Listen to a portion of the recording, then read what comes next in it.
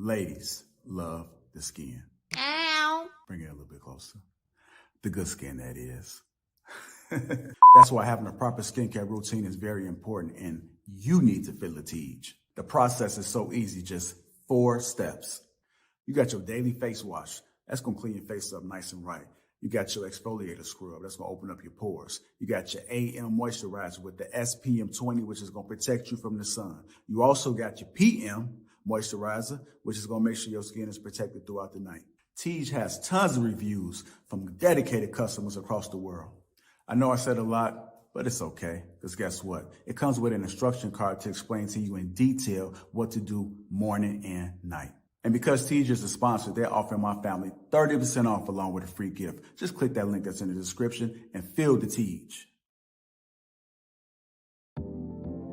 Maintaining your beard isn't just style, it's self-respect. A well-grown beard boosts confidence and leaves a lasting impression. Elevate your look. Embrace the importance of beard care today.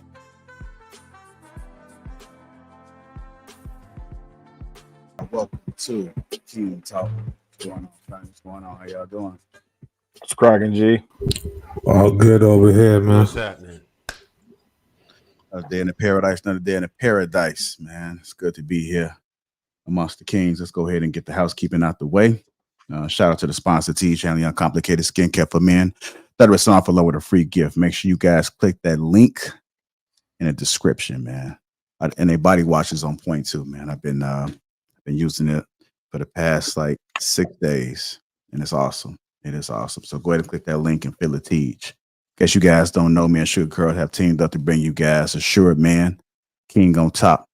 Let's go ahead and get our beard in order, man. Springtime is right around the corner. I know y'all gonna be on vacations. Y'all gonna be out in these streets, traveling in the world.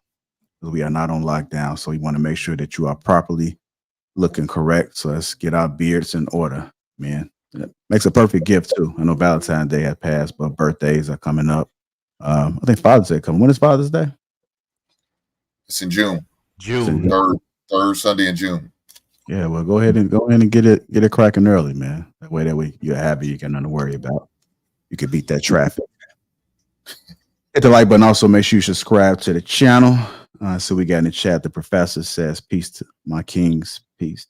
So to you, Dale Matthews in there as well. Shout out to Dale, part of Green Gang, BZ, formerly Baby Zaddy. So it says salute. We also got Erica. She's in the chat as well. I think I've seen you before, Deanna. Welcome to King Talk. Looks like you might be looking forward to this episode. Shout out to all the women that tune in to King Talk, man. I know some of y'all are not active in the chat. We most definitely want to show you guys some love as well. This is our space where we get to have our conversations, and hopefully you guys are learning something and being able to apply it to your home if it fits. And shout out to all the regular folks too that tune in all the time. Your support is always welcome, and we just want to say thank you on behalf of King Talk. We have a couple of gentlemen coming in, so we have Clout coming in as well as Kenneth. So just look out for them. Luis is in the chat. So shout out to chat bangers out there. Pause. I don't think that was that a pause moment? Is there something that I'm missing? Putting it higher I could be mean, interpreted. That wasn't crazy. Okay. Yeah, long Not wrong with as being on the Louise, safe side. yeah, long as Louise don't ask somebody to send him a picture of your meat, you okay, Lou? Right? Okay, so we stemming from last week. Okay. All right.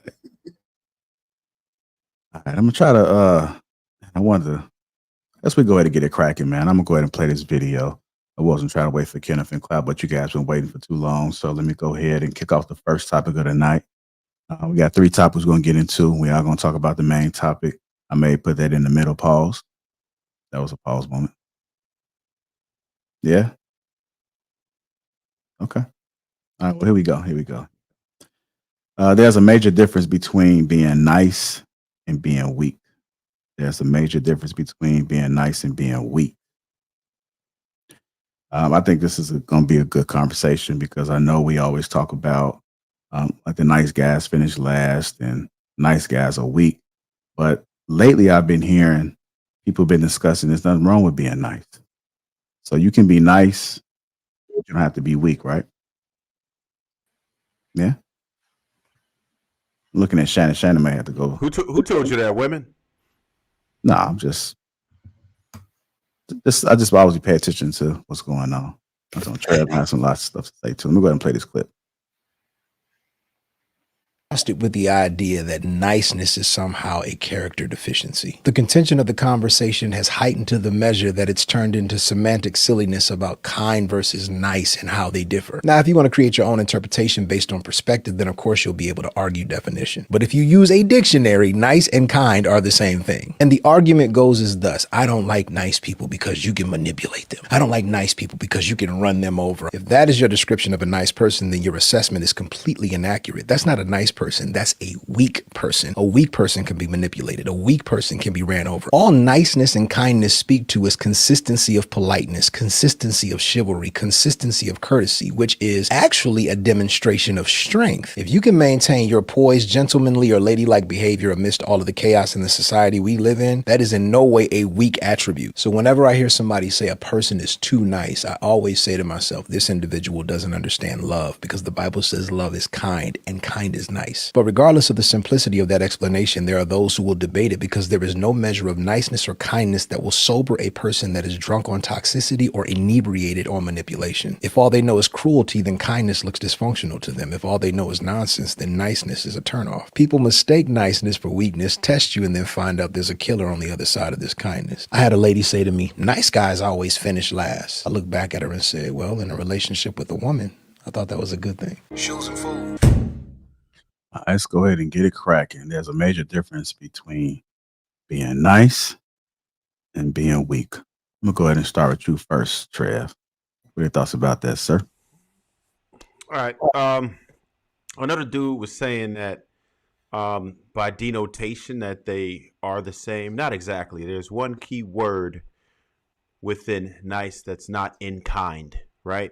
And that's agreeable. Men generally aren't agreeable. That's what would make you just do things that you don't really want to do sometimes, and easily coaxed or manipulated into doing things that are not necessarily what you would do in a normal situation. So that's the key difference right there.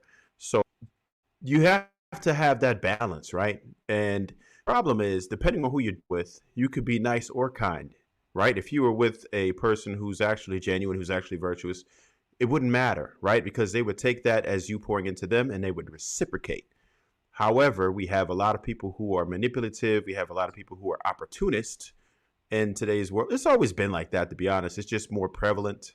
We discuss it more now. It's more evident. We find out different ways to look for it, but it's pretty much the same thing. So you just have to find a balance as a man to understand when a person is trying to do something that you know you're not comfortable with. And like we discussed last week, we got to talk about the boundaries.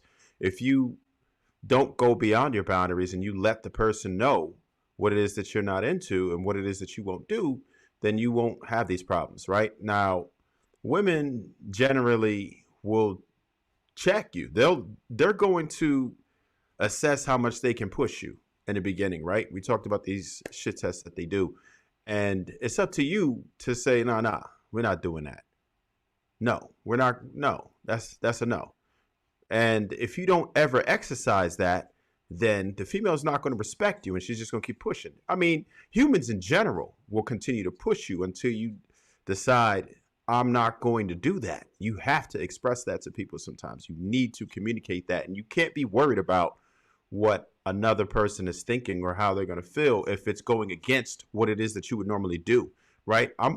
I have no problem pouring into a person, but not at my expense, right? Whatever I'm doing for you can't hurt me. And that's the type of mentality we should have. We should never take away from ourselves to where we have the short end of the stick to help somebody else, right? I mean, you understand you could do that with your children, with your partner.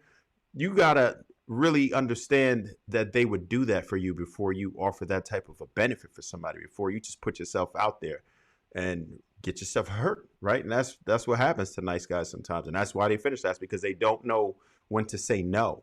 And these women will push you and push you. And once they see that, it's a turnoff, right? And we were taught improperly that we're supposed to do these things for women and all of that nonsense that we hear growing up. And when we behave like this, we get our feelings hurt. And then we wonder what went wrong and why this asshole is out here winning. That's how it goes, though. You just have to understand your boundaries, and I'll leave it there for now. All right. We'll go to you, Chicago, brother. What are your thoughts about it, sir?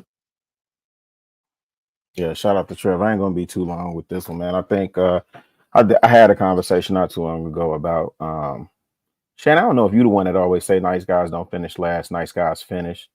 Somebody in the space always says that. Maybe you are I don't know. But just building on that point, right? The connotation is nice guys are easy, they pushovers, they weak.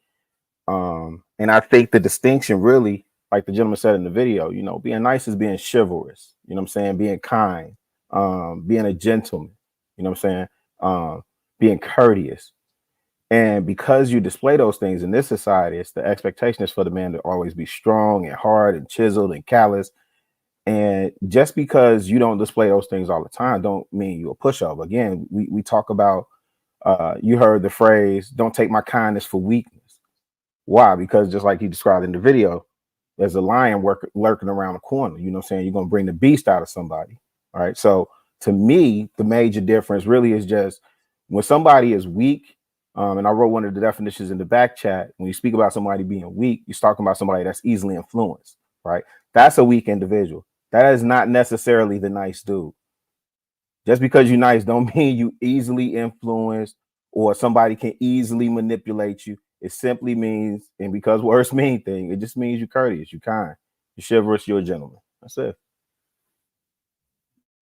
All right. All right, I'm gonna go to you, Marcus. What are your thoughts about it, sir?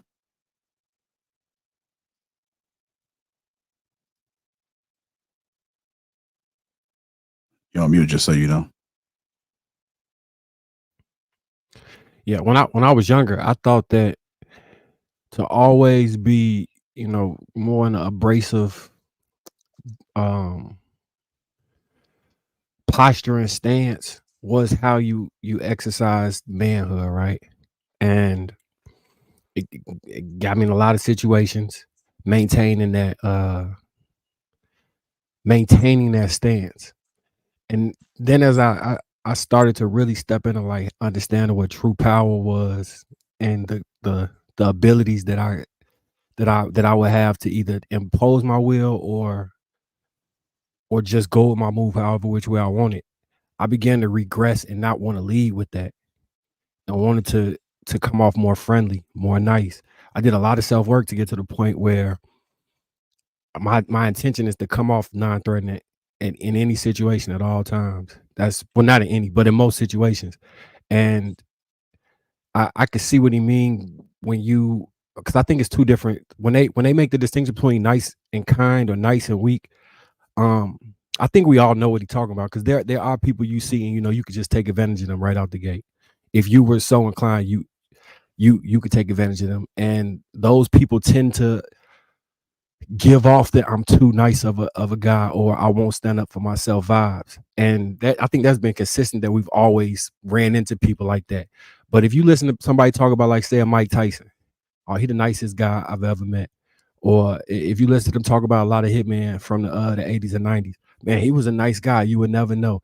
I think that there are two different versions of that. There's a version where somebody is just really meek and weak and they come off as a nice guy. And then there's the other version where people really understand that they could do a lot of damage to people and they try not to, and they always want to like lead with, let me be helpful, let me be kind, let me be courteous, let me be respectful, not out of fear, but just out of realizing the power that they have.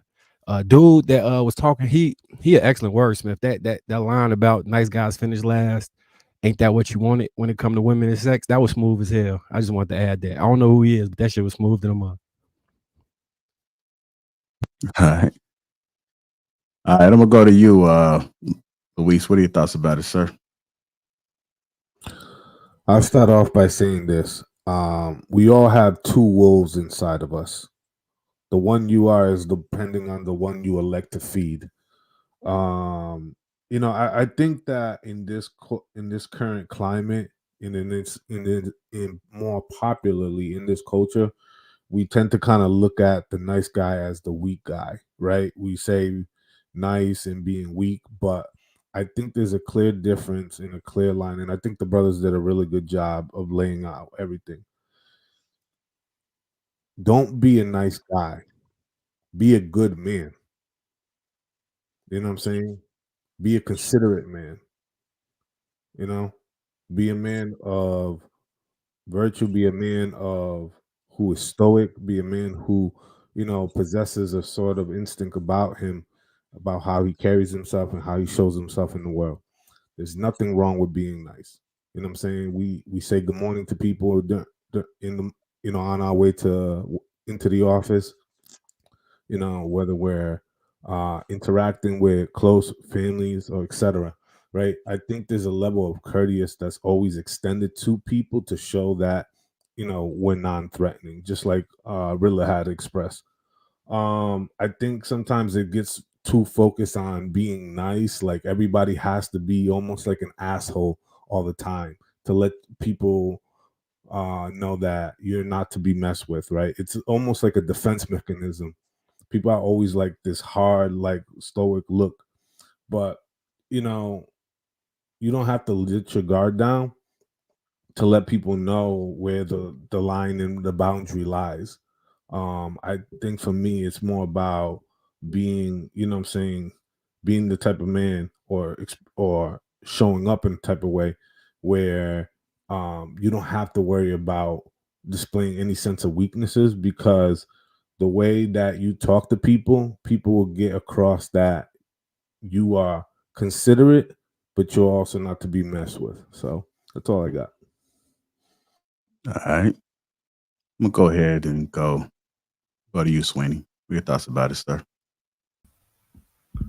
If I'm being honest, I missed the video, and I don't want to hold y'all up by making you replay it.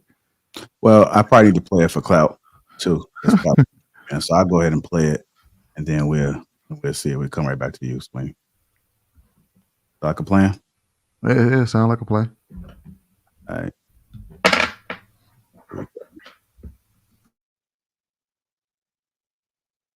Exhausted with the idea that niceness is somehow a character deficiency. The contention of the conversation has heightened to the measure that it's turned into semantic silliness about kind versus nice and how they differ. Now, if you want to create your own interpretation based on perspective, then of course you'll be able to argue definition. But if you use a dictionary, nice and kind are the same thing. And the argument goes as thus: I don't like nice people because you can manipulate them. I don't like nice people because you can run them over. If that is your description of a nice person, then your assessment is completely inaccurate. That's not a nice person. That's a weak person. A weak person can be manipulated. A weak person can be ran over. All niceness and kindness speak to is consistency of politeness, consistency of chivalry, consistency of courtesy, which is actually a demonstration of strength. If you can maintain your poised, gentlemanly, or ladylike behavior amidst all of the chaos in the society we live in, that is in no way a weak attribute. So whenever I hear somebody say a person is too nice, I always say to myself, this individual doesn't understand love, because the Bible says love is kind and kind is nice. But regardless of the simplicity of that explanation, there are those who will debate it, because there is no measure of niceness or kindness that will sober a person that is drunk on toxicity or inebriated on manipulation. If all they know is cruelty, then kindness looks dysfunctional to them. If all they know is nonsense, then niceness is a turnoff. People mistake niceness for weakness, test you, and then find out there's a killer on the other side of this kindness. I had a lady say to me, nice guys always finish last. I looked back at her and said, well, in a relationship with a woman,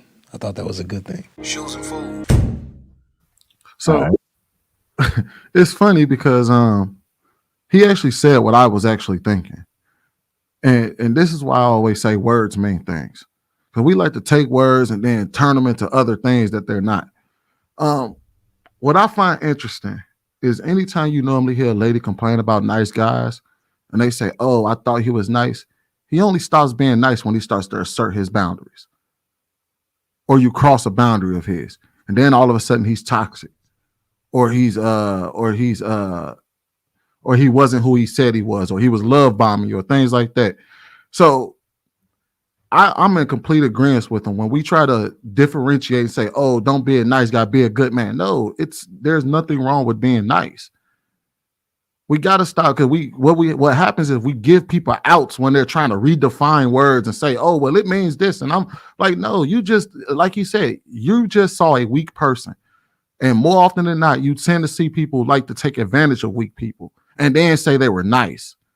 Or I don't like a nice guy because I can walk all over him. That's not how nice works. That's how a weak man works.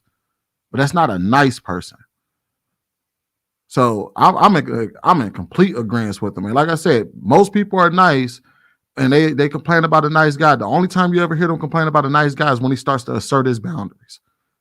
When he says, okay, I'm cool with, I'm willing to do this for you, but don't cross this.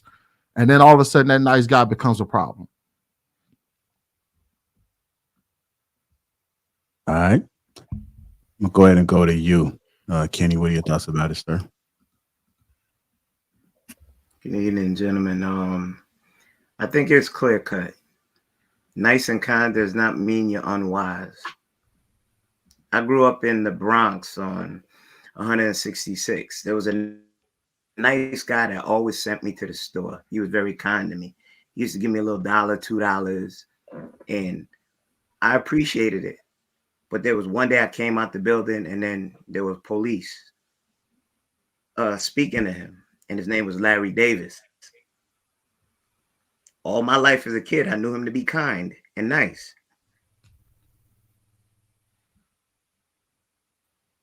He wasn't what you thought on the other side. That does not mean that you are weak. Everyone's an opportunist. It depends on what they want to take from you. The term that somebody told me one time, if you can't be used, you're useless. Listen, that goes through life. We all are used in some way, good, bad, and different. It's just what's your ROI on the other side. So it's clear cut. Nice and kind is from someone that doesn't want to tell the story of why they didn't get their way with that person. You're hiding an agenda. You only say things to other people about somebody if you didn't agree with the outcome of what you didn't get, most of the times. And I'll leave it at that.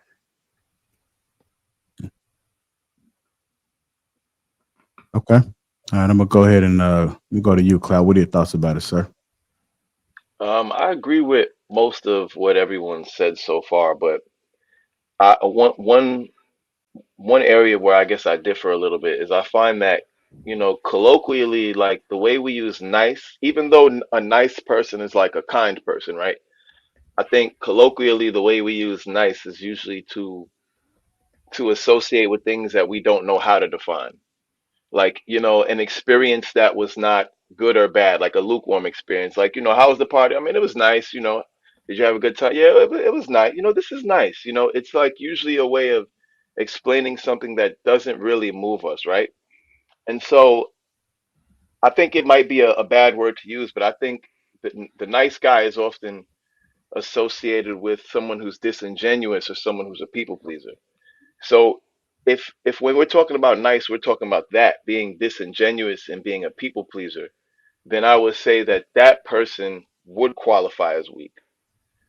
However, if we're talking about a kind person, which I think is very different than being nice, like someone who's kind is someone who's like loving, giving, they share what they can, they'll give you the shirt off their back if you need. I think kindness is absolutely a strength. But niceness might not always be a strength. There are people who are nice, but they aren't kind. And there are people who are kind and aren't really nice. Like and a lot of times they say that about New York. Like they say like, New Yorkers may come off kind of standoffish, but they'll help you. Like they'll actually help you where they say, I mean, I don't know if this is true, but they say like the opposite is true. Like on the West Coast, they say on the West Coast, everybody's smiling in your face and say, what's up? But they're not really going to help you out or really, really put you in a position to win. So sometimes we conflate niceness and kindness because, nice has always kind of been associated with something good. But I just think in the times now we got to differentiate. We got to be very specific. So kindness is where it's at. I think more people should be kind. People should be kind to one another. You should be kind to your friends. You should be kind to your enemies. Men should be kind to women. Women should be kind to men. When it comes to being nice, though, I think that's where you get kind of lost in being like lukewarm. You don't really want. It's not a compliment for someone to say that you're nice, because again, it's like when someone says, "Oh, he's nice," they don't know what to say about you. They don't know how to feel about you. You're lukewarm, and it's like even in the Bible it says, if you're lukewarm, I'll spit you out. Like lukewarm is kind of useless. So so yeah, to finalize and to land, I'll say absolutely. I think kindness is a strength, and I think niceness, if it is being a people pleaser and being disingenuous, is absolutely weak. So let me ask you guys a question. What attribute do you guys feel is currently being taught in this current generation, and what is promoted? Niceness. Niceness, right? And what is that getting them? Nothing. Nobody's getting anything out of it. All Wait, right. where do we see niceness being taught? Give Everybody, me an we're getting a example. bunch of, like socially, we teach everybody to be nice. Oh, give them participation trophies. Oh, don't say that about her. Don't call a fat person fat. Don't call a stupid person stupid. You can't say the word retard. You know what I mean? Like we live in a world where you're supposed to be nice. You're not. You Well, can't then, be. but again, does that go to being nice or is that going to being weak and disingenuous? If I'm telling somebody's fat and I'm telling them not to be fat, that's not be. See, we gotta. Well, go ahead, gentlemen. I don't Well, think that's being nice. I agree with you. I think that I agree. I don't think it's being kind. I think, but based off of society standards, the nice quote unquote thing to do is to do the socially acceptable thing, which is to, say whatever people want to hear. But the kind thing to do is to be honest. We are nice and kind are one and the same. I don't think so. Yeah, but I I don't think think that's our But kids if are. we I gotta don't take think Listen, our everything kids are learning to be politically nice or correct, kind. hold on, wait, listen. To be nice, enjoyable, pleasant, pleasurable, agreeable, delightful, satisfying, gratifying, acceptable, likable, friendly, kindly, genial, You got good it. nature, You got it. engaging, like all of that is falls under the same umbrella. We're Well, trying to that's why I separate. specified that colloquially, like definition wise, you're correct, Sweeney. But colloquially, we don't use nice in that way. Oh, I see Whose what you're fault is saying, that? Craig. Whose fault is that? Us or Who, the who, word? wait, who is we? Um, I'm just saying people in general. Like usually when you talk about nice guy, when you hear the term nice guy, it's not usually talking about a kind man. It's usually talking about a specific kind of guy. You see him as like that's kind of spineless, like likes the girl but is afraid to say it, just does No, nice things to try to get favor. A people pleaser. That's usually what comes no, into that's mind when you that's think how nice guy.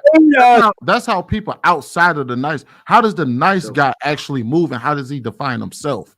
And then what we do is we like to shame that nice guy and call him everything other than the child of God. And the women like to disqualify the nice guy, so they name it something else or call it something else. What is that nice guy actually doing versus what we're trying to call I him? don't think genuinely nice guys even call themselves nice guys though, because I Yes, they think that do. if you because I personally, this is my opinion, but I personally think if you're genuinely a good guy, then you're constantly auditing whether or not you're a good guy or not. So to even make this statement that I'm this nice guy, like that would be like making an assumption like you'd be making a statement and say, "Oh, I'm nice." Well, who am I to decide if I'm nice? How It's many the people do people you see around walk that around have an calling interaction with themselves? me. How many people do you walk around see calling themselves a nice guy? It's a lot to say that they good guys. I'm a good man. Like a lot of people, especially Well, in this that's what space I'm saying. specifically. I'm a good if man. you They have to, they, they count But that shit off the roof. but is it wrong to identify yourself as a good man if you are a good man? Who no, says that you're actually the No, good man? How many? we're talking Hold about identifying as a nice guy, though. I just said I don't here's the think thing. guys that are on, actually think of it nice this way. identify as nice guys. Think of it this way. If you are a good man and people around you think you're a good man, and you say you are a good man, what's the problem with that? You usually Nothing. don't have to I say it. think It there's be a people difference between a projecting. good man and a nice guy, though. And like Marcus just said, you usually don't got to say it. It speaks for itself. See, here's what you're missing. Where clout is coming from, he's changing it to a slang rather than addressing it as the word. And I'm correct me if I'm wrong, in your side of town, it's perceived as something rather than what it generally is given. So you're Correct. making it a bonnet to you and how you deal with yours and how some interpret it. But the man was spot on saying those are the same words. That does not equate you to being unwise. See, Well, nice I and agreed with kind does that. not. But I think That's I agreed with how that. you should move through life. You But I should be think nice Luis' and original kind question because was regarding, you were saying like what's being taught in society right now, What right? is currently being taught and pushed and assimilated into this generation right now? You know what I'm saying? Lewis. Yeah, Like, you said generation. That's what made me think about the kids. But go ahead, Okay, my bad, watch bro. this. I could go for small samples on my end, my clan, my family, my nieces, my nephews, and such. They're taught to be nice because I'm showing them what the world has for them out there if they step in the room and they're that negative connotation. Now, I'm let teaching me them to be say, wise with their niceness and who to give it to because you can't be nice to everybody. You can't be kind to anybody. I mean, everybody. That has to be exclusive in certain rooms. That's knowing who's around you. Knowing your company. I'm not gonna ever discourage me or mine, and I can only speak for my side of town, not to be nice or kind, because that opens doors for you. Being nice and kind, being unwise is the underlying sentiment that's not being Well, pushed up. hold on. Look, I just want to add something because if we look at the definitions, right, I'm not wrong in what I said, right? The definition of nice, if you notice, it's pleasing and agreeable. So that's the first definition. So that's why people usually associate that with a people pleaser, because a person who is nice is someone who's pleasing and who is agreeable. Now, Gorilla put one for kind, and kind says having or showing a friendly, generous, and considerate nature. So kind specifically adds generous and considerate and friendly. So a nice someone can be nice, agreeable and pleasing and not necessarily considerate. They can be agreeable and pleasing and not necessarily generous. But that's not the same thing as being kind. Why are we making this harder than it has That's to be? subjective. I Like, think it You're matters. I think it chopping it up matters. to fit your But argument. I get what you're doing, like, but All right, right y'all. We now do got to. you're doing semantics. Yeah, I man. don't think it's Let me semantics. I get think it y'all, matters. y'all, Yeah, y'all we do eat got to this get the hink. We got up. to get the hink and Yeah, Shannon, and then we can go ahead and yeah, open yeah. it. Then we can argue. God damn. So, as far as nice, man, look, what is that saying about us as a people if we shit on nice people just because they nice? What the fuck is that saying about us? That's a goddamn problem. We need some prayer. No one's If we saying shit that. on That's a people because jump. they nice, we looking down upon because they being nice. Okay, so they nice, man. Ain't nothing wrong with that. Look, I'm nice when I need to be, but I'm also an asshole when I need to be. I'm also sarcastic when I need to be. I'm also a motherfucker when I need to be. But then you're not So, agreeable. That doesn't fall under agreable. If you're an but asshole when you need to be, you're not an I agreeable said when person. I said when I need to be. So right now I'm about to be an asshole because you cut me off. Because you're not But there's agreeable. nothing wrong with that though. There's You're nothing not a wrong with people that though, pleaser. man.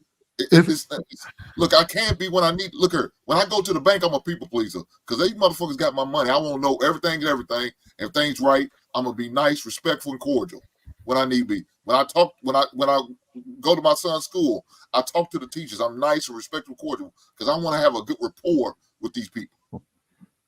I do that when I deal with my tenants. I'm nice and respectful when I need to be. Now, if you're not paying my rent on time, I'm not nice anymore. Now I'm an asshole.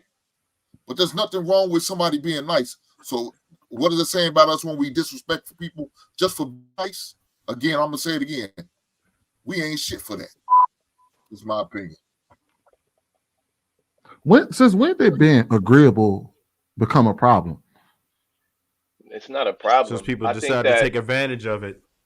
I don't think it's But about it's necessarily a problem. I just think it's about understanding the definition. Like it's not necessarily bad to be agreeable, but it's also not necessarily attractive to be agreeable. so why are we So putting such a negative connotation on agreeable when all of us are agreeable at given points in our lives, depending on the situation? I don't But think when they're anybody's talking putting a about nice, negative connotation on it. they're But go ahead. talking about people not being able to turn it off, right? The agreeable people can't turn it off. The nice people can't turn it off, But right? those are They don't weak. know. That's not nice. There's That's a weak. difference between nice being something But that you can be and nice being your personality.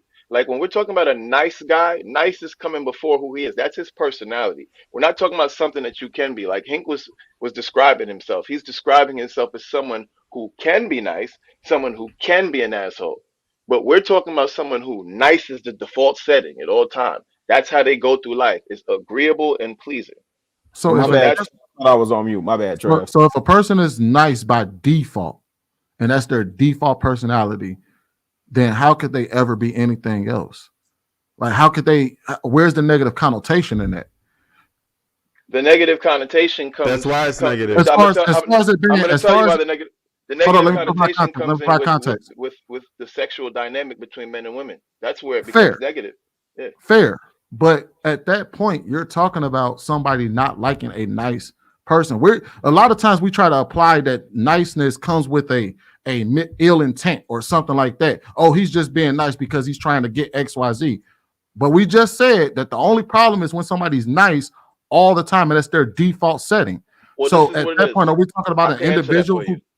I can answer that for you. It's that the nice person doesn't have the ability to be mean. All right. So imagine you dealing with like for example, it's like you're not gonna respect a dog that can't bark and bite at all. Like it can't. You get what I'm saying? You're just not. Something's wrong with that dog. It can't bark. It can't bite. It can't defend itself. It's always all gums and softness, and that's considered weak. When you can't turn it on, that's why it's considered weak. So the problem with quote unquote nice people is that their default is always nice, and they don't have the opportunity. They don't have the ability to do otherwise. And so what happens is when people can't see that other side of you, they either assume you're weak or they don't trust you because it's like, okay, well, are you always like this, or is there a reason why you're being like this? Because everybody has So whose some problem bark. is that? The person who's nice, or the person who's trying to interpret it? I think it's a problem for both people. I think if you have a problem being able to defend yourself or show teeth, that's a problem for you because guess what? You're not always gonna No, you're not I always may gonna not run be into able. nice people. Like No, just I may. because you're nice doesn't mean you're always gonna run into Oh no, wait. nice people. I may So you not need be to able know to when to show interpret. teeth. No, I may not being able to see who that person is. Whose problem is that? If you can't tell whether a person is genuinely nice or nice with ill intent, whose problem is that? If the I person think is genuinely nice, is it the person who's genuinely nice? Who's that? that's Who's like the a problem? that's a Or is it that's the a chicken person? and the egg question because if I don't show you my personality, how are you supposed to know it? Well, Like he if I did don't show you show his you my personality. You showed him but what I'm saying nice. that's what I'm saying. But what I'm saying is if I'm in a situation that requires me to show teeth and I don't show teeth, what does that make me? Does that It, mean that you're doing it for ill intent? it's not about ill intent. It's about the fact that this is a situation that requires teeth and I'm still not showing teeth. That's what makes me weak. I'm not. It, I'm not Yeah. arguing that. I said, whose fault is it who misinterprets? Because we like to apply that we don't know if the person is genuine in their niceness. That's the reason why people tend to be I don't confused. think it's about a fault thing. I don't view it that way. It's just I like know. it Oh, just yeah, is let's get what it Shannon is. in, Like we got to get Shannon to give his take because he haven't gave yet. Go ahead, Shan. Y'all gonna fight. Y'all are not nice. That's a mean motherfucker. Yes, there's a difference. There's a major difference between being nice and weak. That's the question that's scrolling across the bottom of the screen. There's a major difference between being nice and being weak. Cloud is right overall, but he's off a little bit in some of his perceptions. Well, no, I can't say his perception is wrong, but he's off a little bit, and I'll explain. Kenny is right though. Hink is right. You see, me, I'm a nice and kind man. I'm nice and kind. That's to strangers. I'm nice and kind. I'm nice and kind, especially to my woman. I'm nice and kind. And men, I want all men to be both nice and kind to strangers, to your family, friends, especially to your woman. The man in the video, he was actually wrong. And some of the brothers is kind of a little bit off. They're this is where the conflation, this is where Clout was right. A lot of people are conflating nice and kind. Oh, this is one and the same. That's what he was talking about. Colloquially, we'll use them interchangeably, but they're actually not the same. So nice is a disposition. It's a quality of your mind and your character. It's how you are being nice is more of a mindset, whereas kind is an act. It's a physical thing. It's something you do when you give gifts. You're, oh, he's so kind, you know, and you can be one and not the other. I see where Rilla was coming from. You know, if you are an asshole to talk to, but you still donate money, you give to the poor, you give to people at the street you give to panhandlers, you're very philanthropic, but don't nobody want to talk to you because you're just a fucking asshole.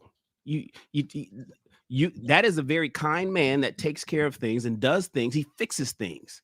There's movies out there. There's a movie out there. I think it was with Clint Eastwood. I forget. Anyways, he was a very kind man. He took care of stuff, but you didn't want to talk to him. He was an asshole to talk to. Then on the flip side, you could be a very nice person, but you don't give a fuck about doing shit for nobody. Selfish. I ain't doing shit. I ain't giving no money away. I ain't helping nobody. I ain't lifting the fucking finger, but I'll smile. Hey, how y'all doing? Oh, it's good to see you. You know, hey, how you doing? No, I ain't giving you no money. I ain't helping the church. I ain't doing shit for y'all. But I'm nice as a motherfucker. I'm smiling and I'm very, my disposition is very pleasing. But I'm not doing nothing for you guys. You can be one or the other. Nice or kind. And this is where Kenny was saying, where he was talking about don't be unwise. Don't be a doormat, you guys. So when I want men to be nice and kind, I don't want you to be a fucking pushover, like Rilla said. Being weak is what you were off, I think, Clout. What you were defining was a weak man. Well, you could be nice, but then you're not being, you know, well, what happens when you got to be, you know, well, I'm nice, trust me, but I ain't weak. Don't try to get over. This is where Kink was talking. Don't try to get over on me. Don't try to take my shit. I can smile and I'm very giving. I can help people. When somebody needs something, I'm there. But if you try to fuck me over, you're going to see a different side of me. So I'm kind and nice when necessary, predominantly all the time. But there's times that I can't be nice or kind to somebody who's trying to take advantage of me. So, gentlemen, be nice and be kind. Do not be weak. Do not be a pushover.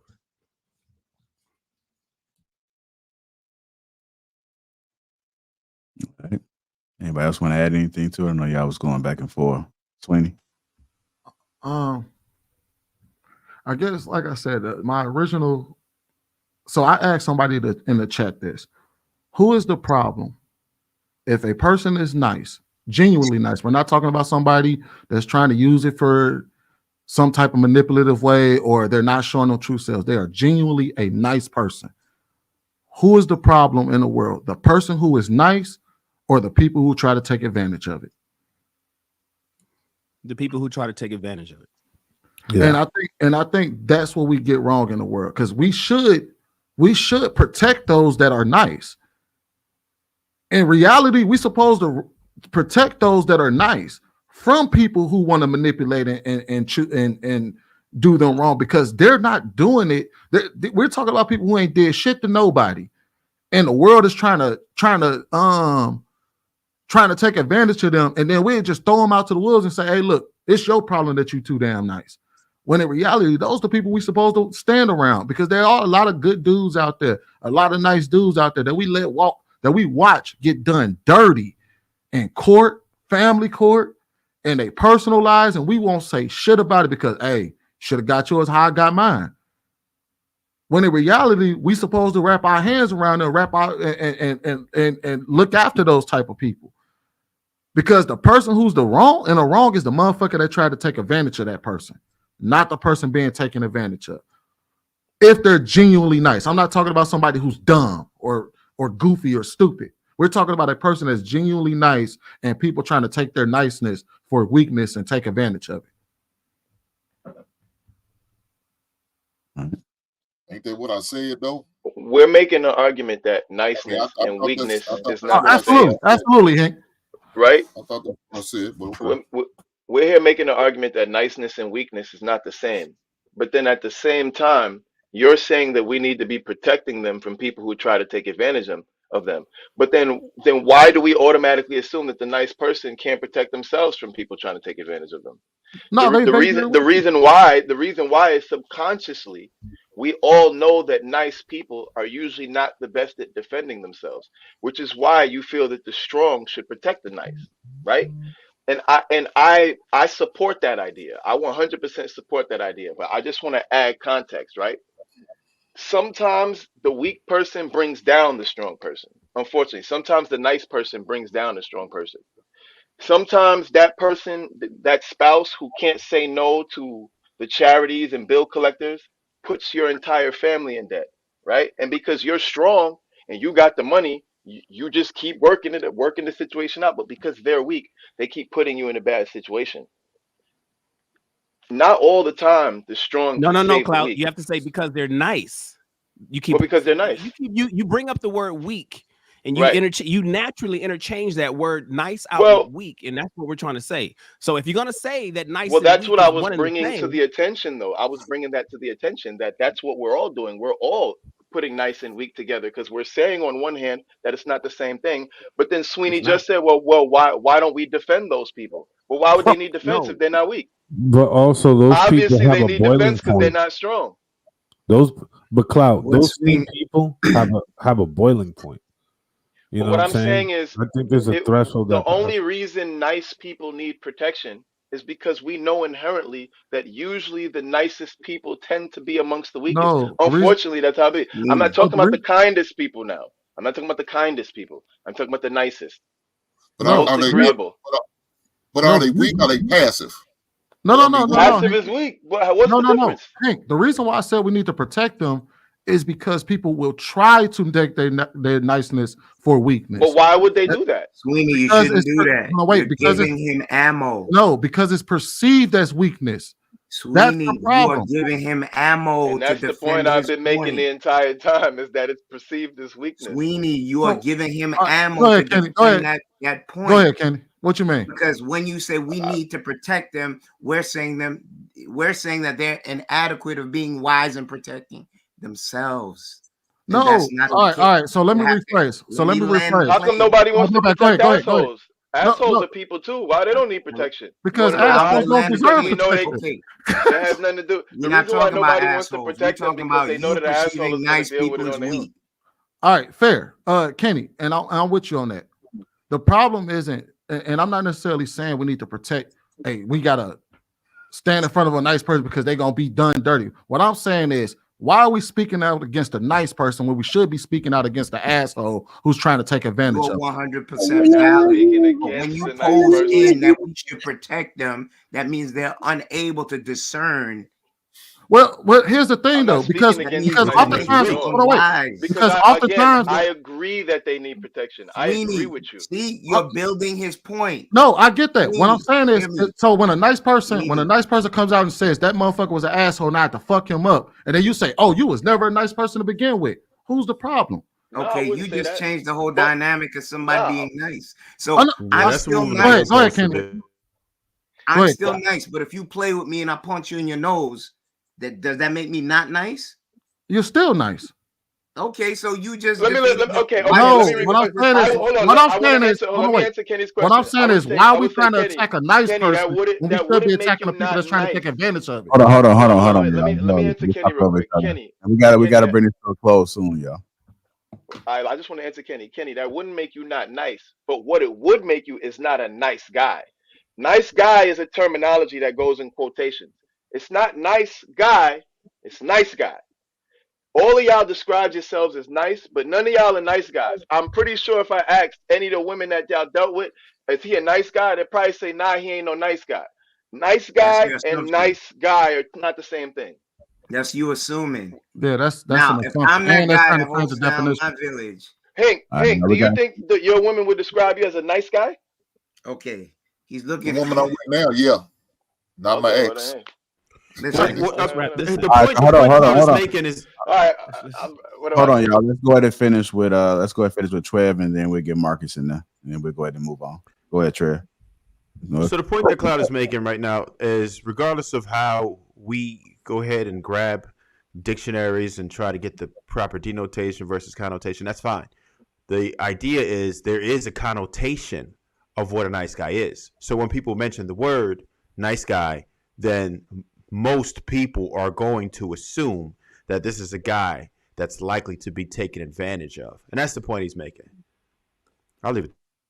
All right, go ahead, Marcus. Close us out on this. No, I was just going to answer Cloud question and say that she would say I'm nice to her, but probably not to nobody else. So, You're not All right. nice Still guy. nice. Still nice. Still a nice He's guy. not a nice guy. He's nice to her.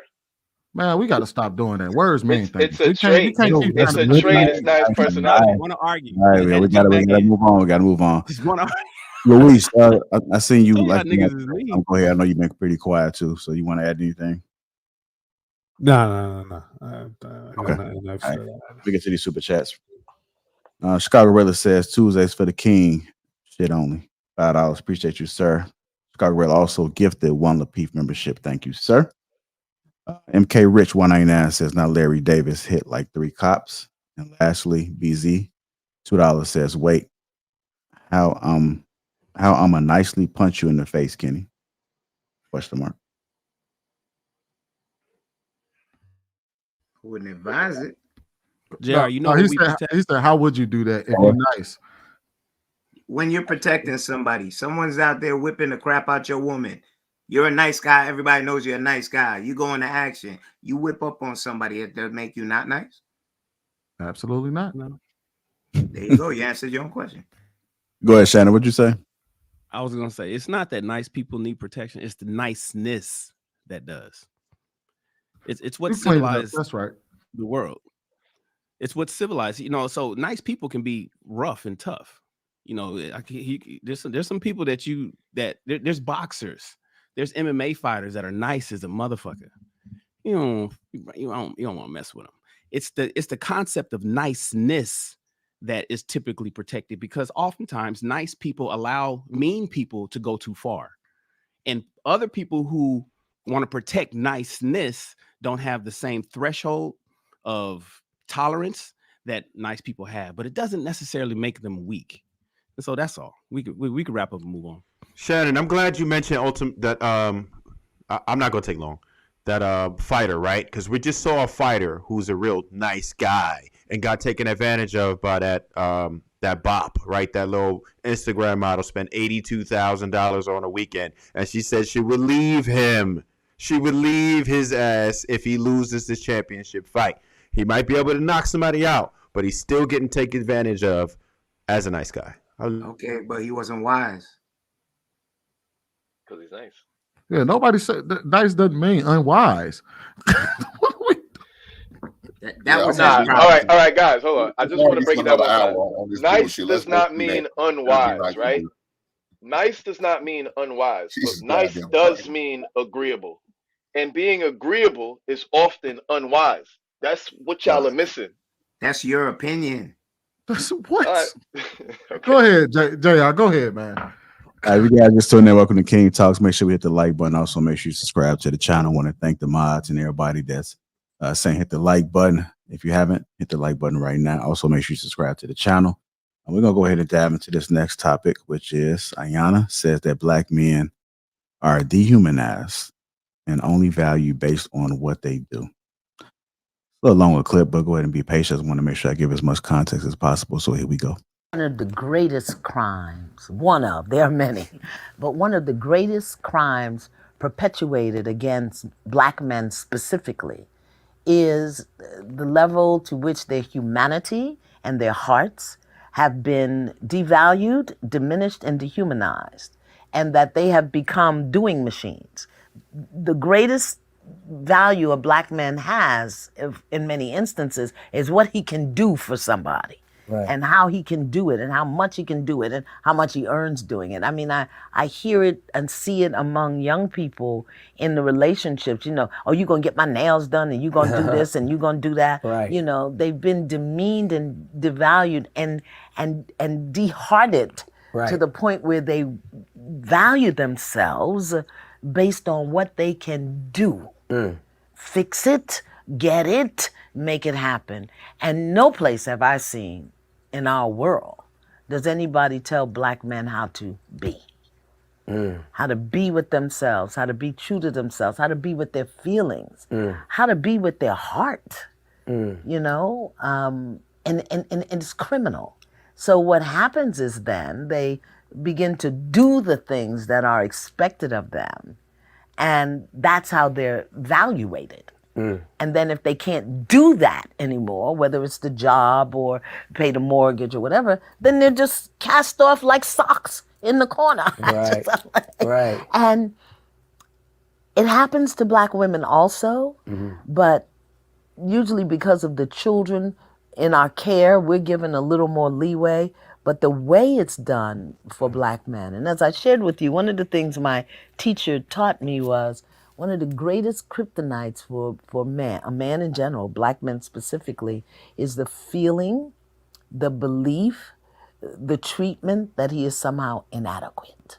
And when you devalue a man, he's going to feel inadequate. When you dehumanize him, when you deheart him, so then where does he go with that? Right. He's inadequate, and he doesn't serve a purpose because he can't do what you need him to do to make you feel better about yourself. What's the purpose? What's the point? What's the point? And that's why we have these incredible rises in suicide. Yeah. I personally think it's why we have this, and I don't know the figures, I don't know what they are now, but the increase between, I think it was 2017 and 2021, a 30-something% increase in the number of Black men with prostate cancer, starting early. And why? Because their manhood is under attack. Right. And, you know, their psyche is not nourishing and nurturing them, and their masculinity. Because where in the world do we see them lifted, honored?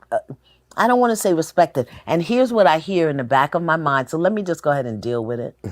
Black women saying, well, look what they do, and look how they are, and look what they do, you know, and we unwittingly participate in the emasculation, the dehumanization, the devaluation, and the disheartening of Black men because they didn't do it the way we wanted them to do it. Mothers, wives, girlfriends, sisters.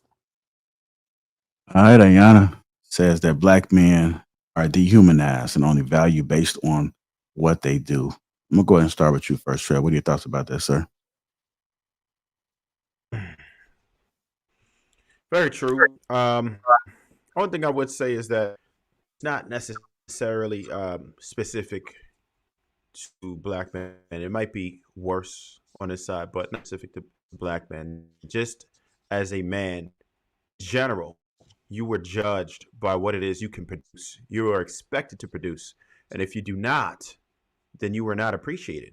It is what it is. You're not worth anything. If you don't offer value to a situation, to a relationship, then the hell with you, right? That's just what it is. We are forced to produce. We don't have a choice. That's why our mindset is the way it is, right? I could say, I would think that every single person on this panel feels like it's produce or die, right? And if not, that's the end of the world.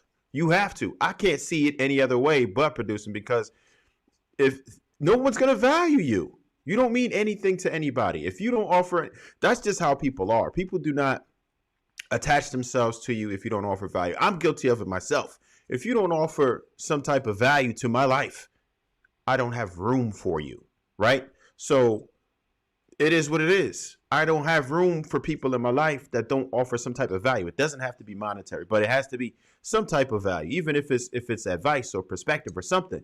You can't just be out shit. That doesn't mean anything to me. I don't have time to waste on you, and you shouldn't. I don't think it's anything wrong with that. We should be valued. Now, the only thing I would say about that is, if you expect this type of value from a man or a Black man, whatever you want to say, you need to also be a valuable person. You can't expect me to produce, expect me to do everything, and then you don't pour into me. That's not going to fly. That is not going to fly, and men shouldn't stand for it. It is up to you. It's your duty as a man to produce. And if you don't accept it, the hell with you. You ain't going to be nothing. But guess what? Anybody who you attach to your life, make sure that they offer value too. You're not responsible for anybody else but your damn children. That's it. Everybody else, they need to offer value if they want to be part of your life. And people just have to accept it as men. That's what we do. And most of us do accept it. We understand that if we don't offer value, then they're not going to care about us. I'll leave it there for now. All right, go ahead, Sweeney. Then we go to Kenny. This is gonna be real quick. The problem isn't that men are valued based on what they can produce. As Trev said, that is exactly what men are supposed to do. You are valued by what you can produce. I think the problem comes from being the lack of appreciation for what men do. That's become the problem today. So I think it's just that simple.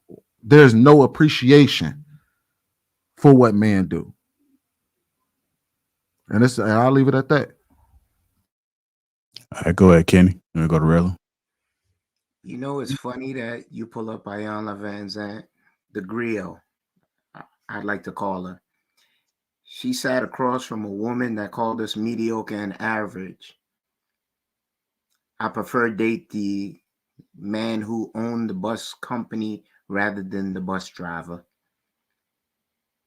And she had the nerve to say that we have to aspire for more than just settling for that because her mother was a bus driver. She used all her college credits to use words to not step back and say, I should be proud that my black man is out there doing something. What is not admirable about you being a bus driver and you saying, oh, if that's the only thing you aspire for in your life, you're mediocre and average. And that cannot be accepted. Said by a woman who is not single, never married. We are dehumanized. We are in danger. I was on a live Saturday with a woman who went and searched me down, called me a transsexual chaser, called me a stalker, and God knows what else. All the words that you can use. I said, if we were in an HR setting, if I kept my mouth quiet without defending myself, even if I did, I would be out of a job. Just because of how women see us nowadays. And I'm not talking the whole scope, but it's more and more prevalent that we are not valued and respected as we should. There's a couple sisters that come up on these skits and say that, black man, I love you, pray for you, all this good stuff. And if you look down the text line of what is said back to them, it's appalling and horrendous. We're becoming the endangered species. I'll leave it at that. Go ahead, Rella. Yeah. You consider Iyanla a griot? That's interesting. I got my points. Why? No. It's that's fair. I thought that was an interesting choice of words for her. There's a couple I could think of. Blessings to her. Sweeney hit it. Men are not appreciated for what they produce. We're hardwired to produce. We're hardwired to build, go after, be productive, do something, right? We find great accomplishment and great reward when we're acknowledged for what we produce, right? Me and my wife, we closed on our house, and I'm in the process of moving. I got the bright idea that instead of thank you, brother. Instead of spending money and hiring movers, I'm Fred Flintstone out this camp. Like, you know what? I'll move all the small stuff myself. So Shan, look, I got the truck Sunday. I got a van, loaded it up with all the boxes and stuff. Rented the dolly, which is terrible because the dollies that you rent are just terrible. And I made 2 trips. Came back, said that's it.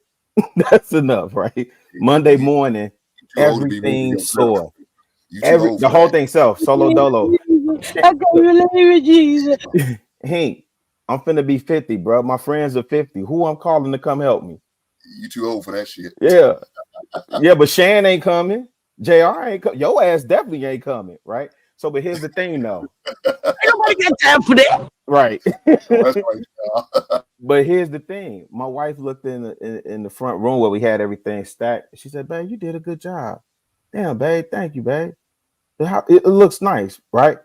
Appreciation. You understand what I'm saying? Appreciation for my effort. Now, I was complaining all of Monday and a little bit of today, too. I was complaining earlier about all that damn moving. Still got most stuff to move, right?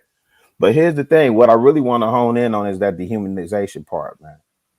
We, people, when you think about mental health, and then people are asking men to I need you to open up a little more. I need you to be emotional. And then when I need you to have emotional intelligence. I need you to share. And then when you do these things, you're emasculated. All right. You got people you sharing darkest secrets. I know this ain't never happened to y'all, but I can speak for me, right? You sharing something really deep only to get in an argument and somebody throws that in your face, right? Or I don't even want to go to some of the other insults that people tend to throw, right? Because we undervalued and underappreciated.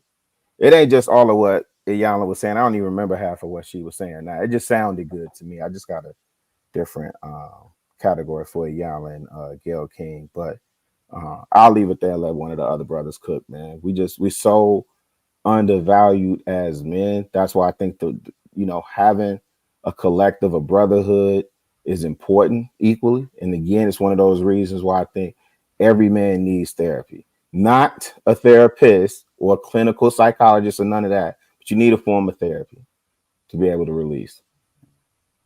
All right, go ahead, Luis, then Marcus. Yeah, I mean, I agree with the title. I think that the reason why people in our society, especially women, feel that they can easily disrespect men or black men in particular being dehumanized is because we have civilized the world to the point that they don't really see all the things that happen behind the scene. They don't see the wheels in the turning kit, like how the oil comes through, how the AC in their building is being serviced, how are they built. You know what I'm saying? They see the finished product on the penthouse level with the nice marble floors and the finished, cabinets and the stainless steel refrigerator, but they don't see all the workings that took to bring all that stuff together. None of that stuff is shown. And I think that we got to a point where we don't show that stuff anymore. We got to show the ugly, the gritty, like all those things that come together that are not pleasant, because everybody loves the shopping experience of the finished product, right? But nobody sees all the underworkings that takes to get it to that point. And that's a lot of men who do that. You know what I'm saying? I would be damned that I would be bitched at by a woman that will tell me that men ain't shit when you are living in a house that was built by a man, driving on the roads that are paved and maintained by a man, to drive to a job, to work in a building that is air conditioned, insulated, and furnished by a man, to say that men ain't shit. That is crazy to me. You know what I'm saying? Because when Lewis, but what women is going to tell you is, Lewis, they're going to tell you, but you didn't build it and you didn't pave the road. See, that's the argument that they give you. Oh, what do you say to that? But see, that's the thing about it. I've done a slice of something in there. I don't have to be the one with the cape that does it all. We have all men at all branches, at all level, that do things and create things. And collectively, when we come together, we do amazing things. This is the reason why people live in such mental luxury, is because they don't see all the hard work and sacrifices and all the things in the background that are happening for them to get it. They don't care about what it takes to be done. They just care about the finished product. They care about the comfort. They don't care how the AC works. They care that it just turns on when they need it. That's the thing about it. You know what I'm saying? And I don't think that, in society anymore, we don't celebrate the hard work, because we made things a lot easy. We made things easy. We made things comfortable. You know what I'm saying? Like now we're just becoming just that much more technologically advanced that a lot of these women now is like, I don't need you to drive me. I have a self-driving car, or I have a robot chef, and I have all these different gadgets that pretty much removes the man almost out of the equation. A lot of people are gonna start using that as a backing point, but I'll end by saying this: there is no better service person to have in your corner in good times and bad or indifferent than a man who is able-bodied, who is able to uh protect you, but also, you know what I'm saying, be prideful of the things that he creates and contributes back to society. And that sense of pride is missing. That sense of celebration or that celebratory um momentum is really, really lacking. And you can see it a lot every day. So I yield there. Okay, so there's a large historical context to this, right? When we talk about dehumanization, it occurred for a specific reason in order to make people okay with the theft of labor. You had a propaganda campaign that went on, but still goes on to this day. But starting, we can go far back as the D.W. Griffin film, The Actual Birth of a Nation, not the remake, where they propagandized and showed black men as these brutes who needed to be subjugated and kept under wraps. And then you push forward with all the propaganda via the government, Hollywood, or in just literature that painted a specific narrative of us just being very, very strong animals that needed to be kept under control. If not, we would be going and taking advantage of white women, stealing the grain, the flowers, the cars, anything that wasn't bolted down, and we needed to be kept out of communities. You move forward to the super predator comments and those type of things. So are we dehumanized? Absolutely, we've been dehumanized. And then it becomes a self-fulfilling prophecy when we create a social construct around blackness that says that we have to be ultra masculine, the most masculine men. So we hold ourselves within a frame where our mental health can't even be discussed out of fear of appearing to be weak or not being black men. Those things create an internal and an external locus of control that almost seems daunting to remove yourself from, to exist outside of that without being pushed back into one of the boxes that are socially acceptable amongst our culture. We then do it to each other when we say, "Oh, if you ain't got no money, you ain't popping," or if you don't make enough money. So we in turn tell the world that our only value is through finance and what we can do for other people. So much so that our women buy into it. Our music dictates it. The movies instrumentally show the men who do not have finances useless. And then we judge one another based off of those same things. When we get into an argument, that's the first thing we'll run to. I got more bitches than you, and I got more money than you. Those the 1 and 2 tag team are wrestling when it comes to keeping us in that social construct.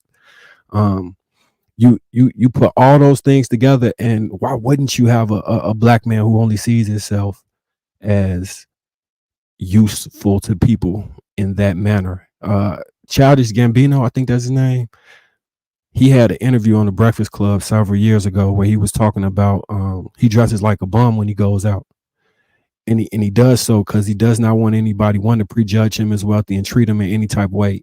And he kind of wants his personality and his uniqueness to stem from there. So whatever he gets based off of who he is, that's what he gets. I thought that was brilliant because that's a true way to exist, where you have to attempt for people to see you outside of the social construct of money as much as he could, money and fame. There are some men that try and be bold and live outside that social construct. I think we should support those men more and not turn our nose up and continue with the aforementioned things I just discussed that led up to that point, and allow men to actually step into other things they want to be outside of that social construct, so they can be full humans and experience a full range of life. But that's my opinion. Go ahead, Clout. Yeah, man. I think the way Marcus summed everything up was like pretty much fantastic. But to simplify my idea of it, it's like it's hard not to dehumanize a resource, like because when something's a resource, you're thinking about using it at the end of the day. It happens to men, it happens to women, it happens to men and women of all colors and creeds. But I think really what it is that because black men are so useful, others can't help but see the utility. You get what I'm saying? And by seeing that utility, they're immediately going to seek oftentimes to take advantage or to see that utility first. I think especially women, because for such a long time, women gained access to resources through men. So by gaining access to resources through men, men became more like a, okay, well, I kind of got to finesse him to be able to get access to these resources. So they're not really thinking of you human wise, like while we're chasing the prey, they're chasing us. We're kind of the prey because they don't have the ability to dominate the landscape in the way we do, or maybe to hunt the prey in the same way. So instead, it's like while we're out physically chasing those elephants or deer or whatever we was chasing, they're mentally chasing us. So it's very hard for them to be in a position to humanize us when that's been the conditioning for so long. So just like Marcus said, I think it goes all back down to economics. Black men tend to be, pretty physically fit, look pretty young at older ages, tend to be pretty intelligent, good genes, strong built. So I mean, that's unfortunately that's what comes with the territory. We're very sought after for that reason. And again, it's hard for people to humanize a resource. You're not thinking about you're not thinking about the landscape and the animals and the ecosystem when you're farming. You're not really thinking about that. You're thinking, how many tomatoes can I get? How much corn can I get? How much can I reap? And so that's how people deal with us. They're trying to reap it. So I kind of see it through that lens. I seen Luis and Sweeney come off the mic. What's going on? Go ahead, Luis. Yeah, I was gonna make a comment. Yeah, did anybody see Leave the World Behind?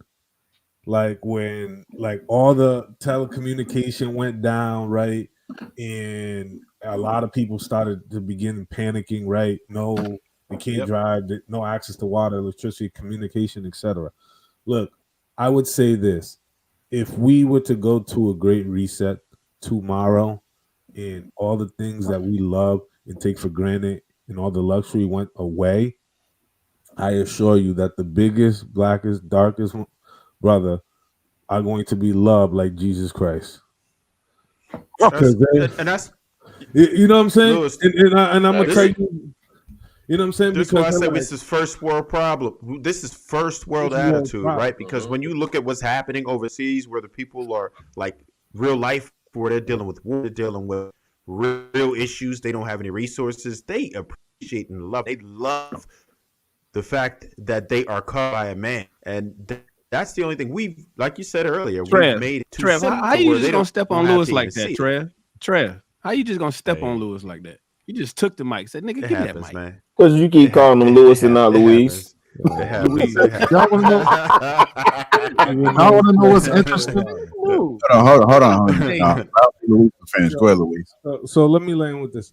So you will see a sort of archetype of man being sought after.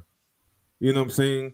Like the sun, chasing through the summertime. Look, comfortability, you know what I'm saying, has really created a lot of complacency in a lot of people.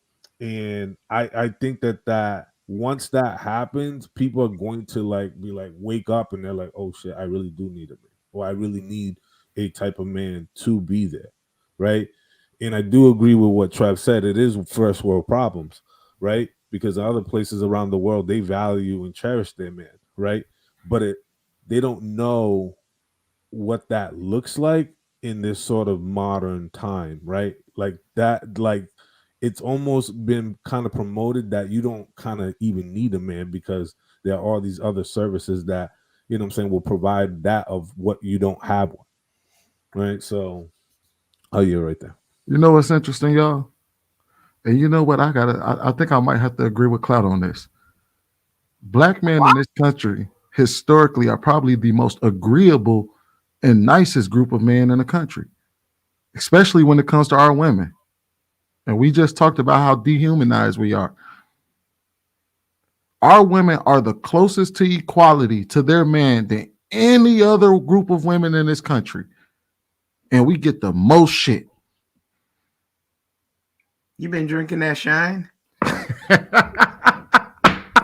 He's seeing the What light. is wrong with you? The light has come down from the sky and shined I'm gonna upon tell you his what it face. is. Wait, I'm gonna hold tell on, you what wait. it is. Here's the I'll tell you tripped out what it part is, though. Cloud. Here's the A tripped out couple part though. Sundays ago, I told this motherfucker. They don't give a shit about us. I told his ass. His black ass, he won't leave me. He was up there caping and everything on that goddamn Sunday. But guess what happened on Thursday? That goddamn reality kicked in on his black ass. Hold on. Here's the tripped out part. Y'all want to know what the tripped out part is? We all on this panel are trying to wrap ourselves around and protect black men who are the most agreeable, nicest group of men in this country, who have a group of women that are consistently dehumanizing and trying to take advantage of them. You are on a We panel where you talk your tale to some young pretty girl. If you pinch her too hard, she gets razzled and called you all type of names under the sun. And guess what you do? Kendi, you got to recognize the reverse psychology of what I'm doing here, man. You gotta recognize what I'm doing here. Oh wait, so I'm gonna take a stretch. She doing that because she pretty. If she looked like olive oil or Oh no! I thought you were talking about what I was saying. In the context of what I was saying. In that context, I have no idea what you're talking about at this point. You said black women, and I'm paraphrasing, are more agreeable than any other women. No, I didn't say that. I said black men. He said black men. He didn't say nothing I about said black black women. men. No. Towards black men. He No, I said That's not black what he men said. are the most agreeable, nicest group of men in this country, and we consistently have our women try to dehumanize and take advantage of them. That's not what you said. That is what I said. Okay, I stand corrected because I thought I heard something different. Because I was like, what?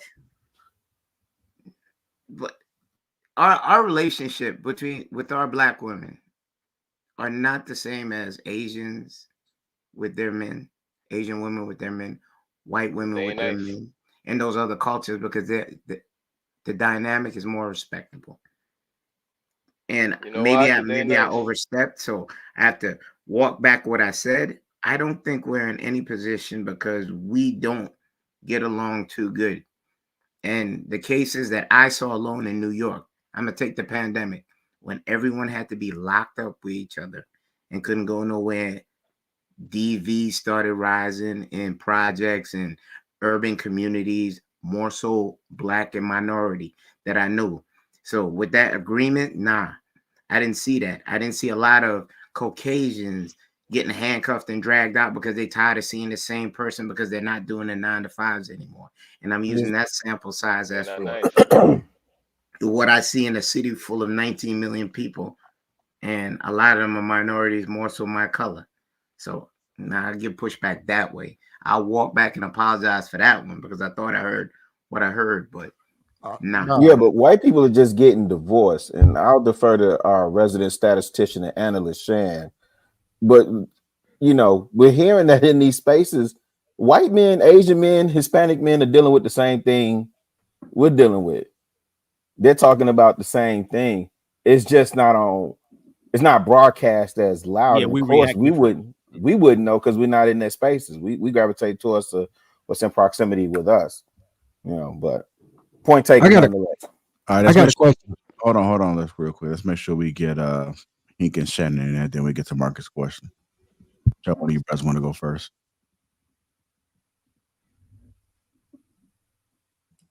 Well, I'll go first. All right, go ahead. I'll go. Shit. You got it. So look, none of you motherfuckers more than likely got anything for Valentine's last week. But please believe me, your ass better not came up short and didn't bring anything to the goddamn table. More likely, you probably won't get nothing but a ragged ass, ugly ass Dillard's tie for Father's Day, an ugly ass sweater for your birthday, and then you probably may not even get a goddamn gift for Christmas. Why? Because it's all right. It's all right to not give you nothing. It's all right not to celebrate you or uplift you as men. Says who? But you better That's not why. do that. Hold on. That's why I changed Father's Day. Hold on. But you better not do that to the women. You better make sure you come home with something. Even if she tells you, you don't have to get me nothing, you better not come home empty-handed, because that's going to be your ass. When you go out for Father's Day to dinner, plenty of space. You ain't got no need for no reservations. Mother's Day, you got to put a reservation 2 weeks ahead, because there ain't nowhere to sit. Man, look here. Do they dehumanize us? Hell yeah. You see it as far as an advertisers. You don't see a lot of men commercials on Father's Day. They don't see nothing really. So you're going to see a commercial from a goddamn Home Depot or Lowe's. But as far as something else, no, you ain't seeing them say, hey, go buy your man a nice necklace or some jewelry or something like that. Take him out to dinner. You ain't seeing this shit. But they push it towards the women. So they make it sound like we don't care about nothing. We don't have no goddamn feelings. That this doesn't matter to us. And it may not be the case. Men want to be appreciated too. It may look differently than how the women get it, but we want to be appreciated too. Just like Willis does. Yes, sir. Wife told him. Now she probably lying her ass off. But this shit, you couldn't tell him that. It made him feel a certain way. It made him feel appreciated, respected, and loved. Look here, I'm not dealing with no woman if she tell me I don't need a man. I'm encouraging no man deal with a woman if she say she don't need you. Fuck want me. Do you need me? That's what I need to hear from you. And if you could tell me that, you got a chance with me. I want to. It make you feel like you ain't shit. Like you don't care. Like what? It doesn't matter. You ain't got to worry about him. To the point, y'all will deal with your ragged ass kid first before you deal with your husband. No, that's bullshit. Listen, I'm priority. I'm priority. Not these damn kids. Let me finish. I'm almost done. I don't talk too much. But let me finish out. The man should be the priority in the situation. The man ought to always get the biggest cheek. I shouldn't have to wait 20 minutes after everybody else to get my hell no. I should be first in line. I understand women supposed to go first, but how about y'all ladies put us first sometime? Because guess who provided that meal that's being put on that goddamn table? That man. Not you, baby. I appreciate you cooking it. But you didn't provide it. Allow me to eat first. Them kids, ain't nothing wrong with them eating a second and third and fourth. They good. They good. I promise you they not going to keep these goddamn lights on. I promise you they not going to pay their water bill or their house payment. None of that. So, ladies, start to appreciate the man that you are in a relationship with, that you are married to, that you are dating, or whatever the case may be. Start appreciating little things. Little things, man. Just do that for them. And watch them give you the world. But you keep on being assholes and jerks and just step on, I'm going to tell you, he's going to go out there and get Nancy. And Nancy going to take care of his ass. I'm leaving it there. All right, so I think he was super cooking, and I 1000% agree. And I think that black men collectively should prioritize making sure that you find somebody that appreciates you. Can I just get a thumbs up, a thumbs down from the men on the panel? Have y'all ever dated a woman that was down their head and heels over love with you? You may or may not have liked her, but she was like over the top in love with you, and it didn't require money or none of the extra shit for her to feel that way because she felt that way about you, right? I would argue those are the women you should marry. That's the woman right there. That woman right there. And then I think a lot of this stuff will go away because we can be appreciated. That would be my argument. I think those are the women that men marry. What happens? What you mean? What happens? I think those exactly the man that men marry. Why doesn't it sustain like that? What happens to where it changes? The end of the relationship oftentimes ain't in their hands. If it ain't sustaining, it's probably because the guy was being a little too nice and not standing on business. Your ass out of here, Cloud.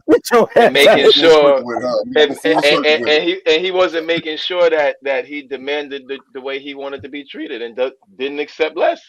You know, the same way women got standards, we gotta have standards too. It's not really about because Hink was saying, oh well, she gotta appreciate. She don't gotta appreciate because I'm not. No, well, not even that she gotta appreciate. I'm not gonna accept less than appreciation. So if she not appreciating, then she not gonna exist in my world. So she will appreciate, because if she don't, she's not gonna be in the vicinity. All right. So I know that Marcus asked that question, right? We got a lot of married men on the panel. Out of all of y'all, was that the woman that you married, or you had your or you in a long-term current relationship with right now? Yes. About to start some fights, man. You act like you put them in a position where they can say no. I mean, Well, they say no, that's up to them.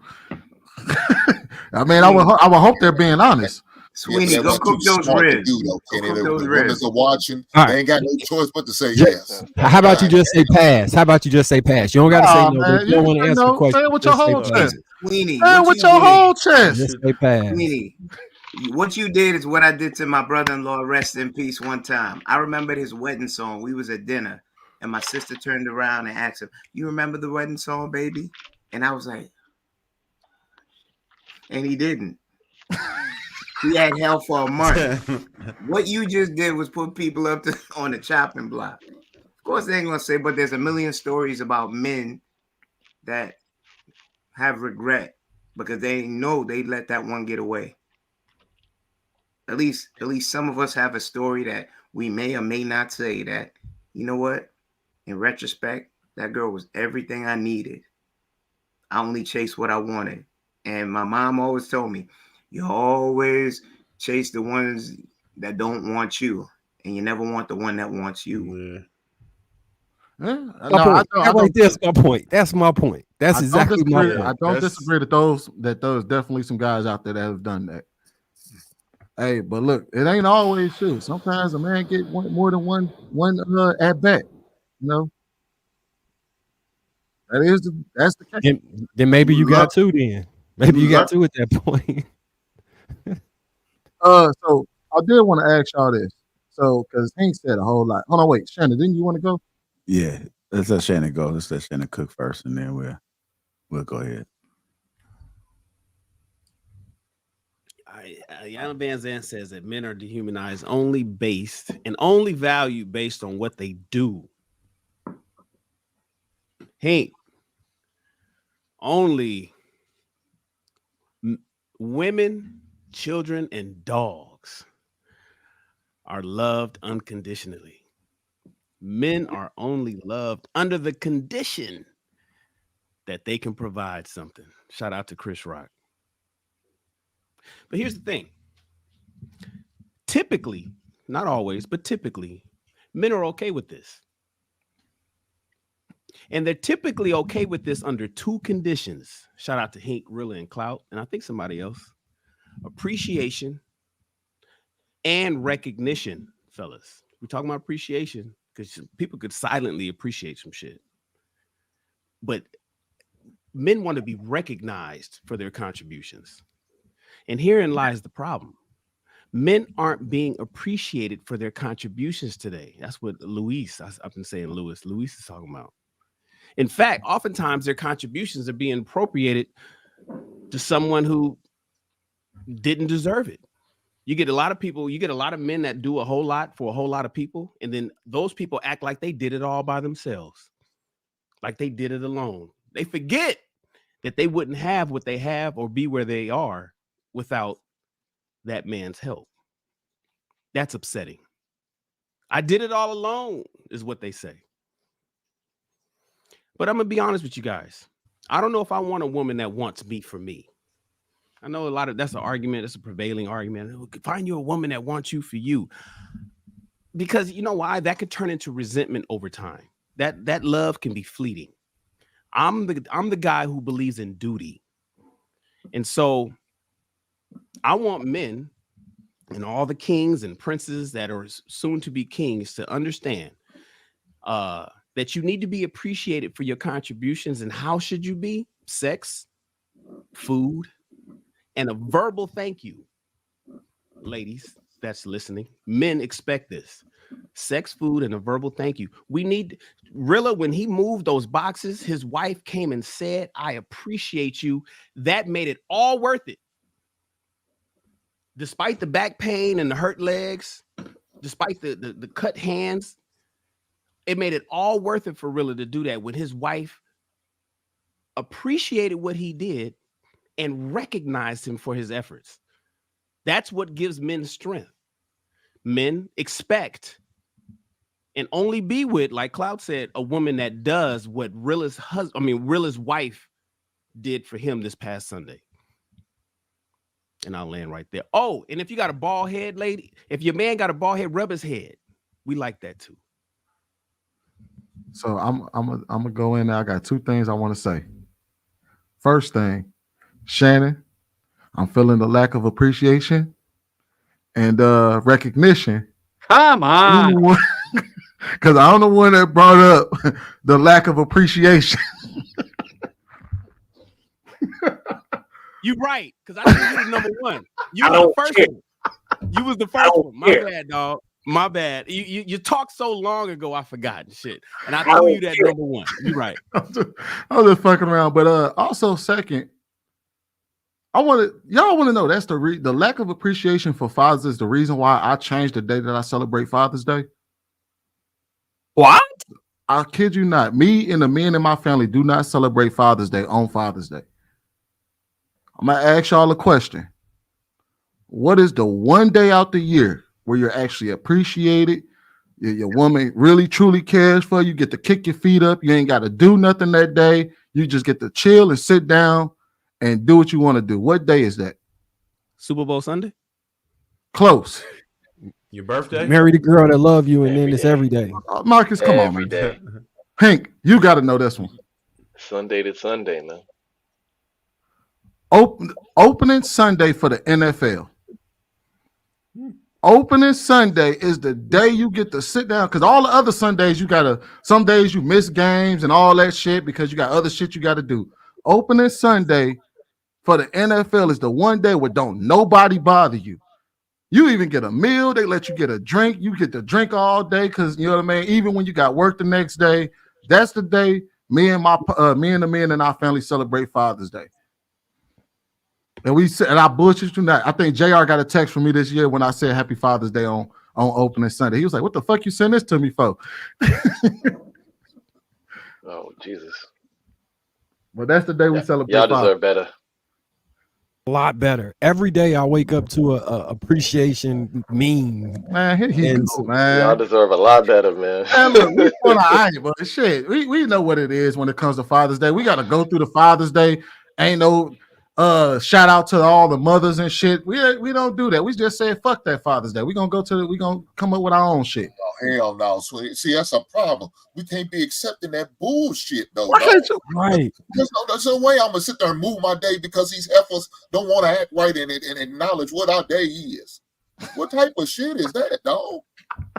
Yeah, you I ain't got time for that. Shit? No, that's some cowardly ass weak shit. Man, see, look, that's why you mad and unhappy now, and I'll be cool on opening Sundays, chilling, drinking a bottle, going through a fifth cognac. I don't know what y'all be doing, brothers, but I'm not. Look, I feel like no appreciation on Father's Day. Listen, speak on the cloud. Listen, when I had my birthday, fellas, my birthday month got celebrated. I don't know what y'all be doing or not doing with your ladies. But when my birthday was celebrated, I don't even remember how many places we went, how many things we did for my birthday. It was the whole month we was celebrating. So y'all talking about one day a week, Super Bowl open. I don't even watch football, man. And I get multiple Sundays. Either. I don't know what y'all do. Maybe y'all gotta stop watching so much football or something, bro. Cause if that's the only day you getting some love and respect from your lady, bro, something ain't right. Jesus, I can't believe it. Something ain't right. Clout, you letting your nuts hang. That's all I'm seeing. What average man has a woman that celebrates his? What average man has a woman that celebrates his birthday all month? That shit ain't even normal. I don't know, but we don't aspire to be average on this side of things. You know what I'm saying? You know what I'm saying? Wait, yeah, I got you. Is not the inspiration. But yes, I would say I have a particularly special lady. I will say. Listen, your first name is telling me a lot. Clyde Jones, man. Look, Kenny, I think all men could have that. Without a doubt. I think all men could have that, but it's gonna require. Look, you might be able to get a girl that's a 9, but that 8 is gonna appreciate you. Marry the 8 and fuck the 9. That's all I'm saying, bro. Because women out here, when they really want you, bro, Take the what and leave the what? take the what and leave the what, blood clot, brethren. Hey, when they really love you and appreciate you, bro, they bend over backwards and damn near throw themselves in a line of fire trying to keep you. But it can't be the woman that you looking up to. That feel like she settled for you. She got to feel like she want a lot of you. That goes against everything Hink said then. You know, I don't agree with Hink on that. I agree with my brother on most things, just not on no wait, Hink is in agreement. No, He said don't settle for less. I'm talking about him saying that these women don't give a damn about you. According to us, we all had a woman that gave a damn about us. What did I say when he said that? I pushed back that day too. You lied on me again, Sweeney. Stop doing that shit. God damn. Yo, so the idea is to get a woman that's your speed. If that woman ain't responding the way that you expecting her to, that's not your speed. You're gonna have to take it down a couple notches, or you're gonna have to get your weight up. But if that woman ain't doing the things that you appreciate, if she ain't acting the way that you want a woman to act, that ain't your speed, and you have to accept it. Something has to happen. Either you got to go down, or you got to get your weight up. One of those is gonna happen, and then you're gonna find a female who appreciates you. If you can't find any woman to appreciate you, do what you want them to do, then you're doing something wrong. And we're not saying this to brag or throw it in nobody's face. We 100% are saying, bro, it's better pastures. Y'all just, they're there. They exist. It's not a fairy tale. It's not a myth. It exists. But it's a formula you're going to have to go through to get to it.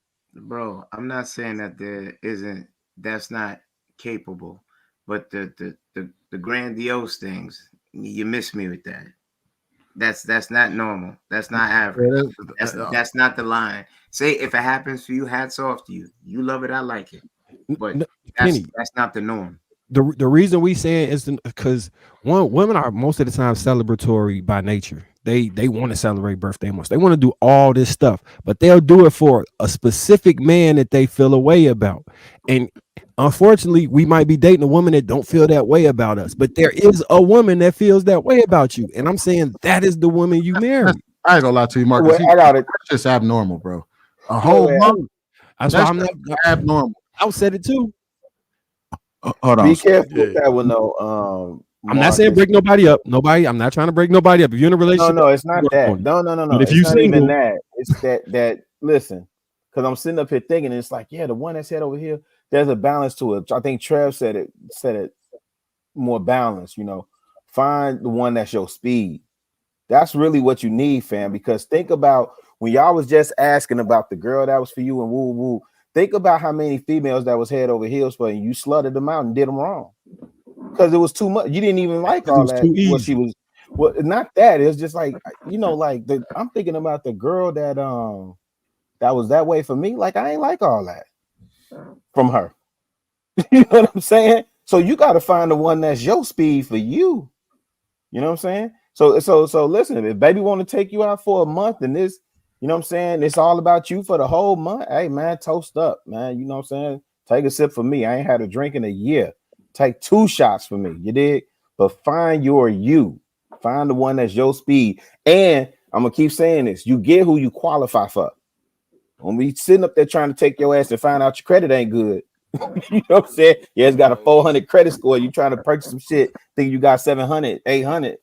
Ain't finna happen, Captain. And say what you want to say. I love my Father's Day. Every year. I enjoy that motherfucker. I kick back, enjoy my cognac, watch the Bears get their ass whooped. What?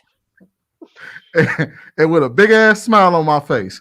So and that's what we do. That's my family. You know what I mean? Like that's what we did. The fact that you have to move it, man.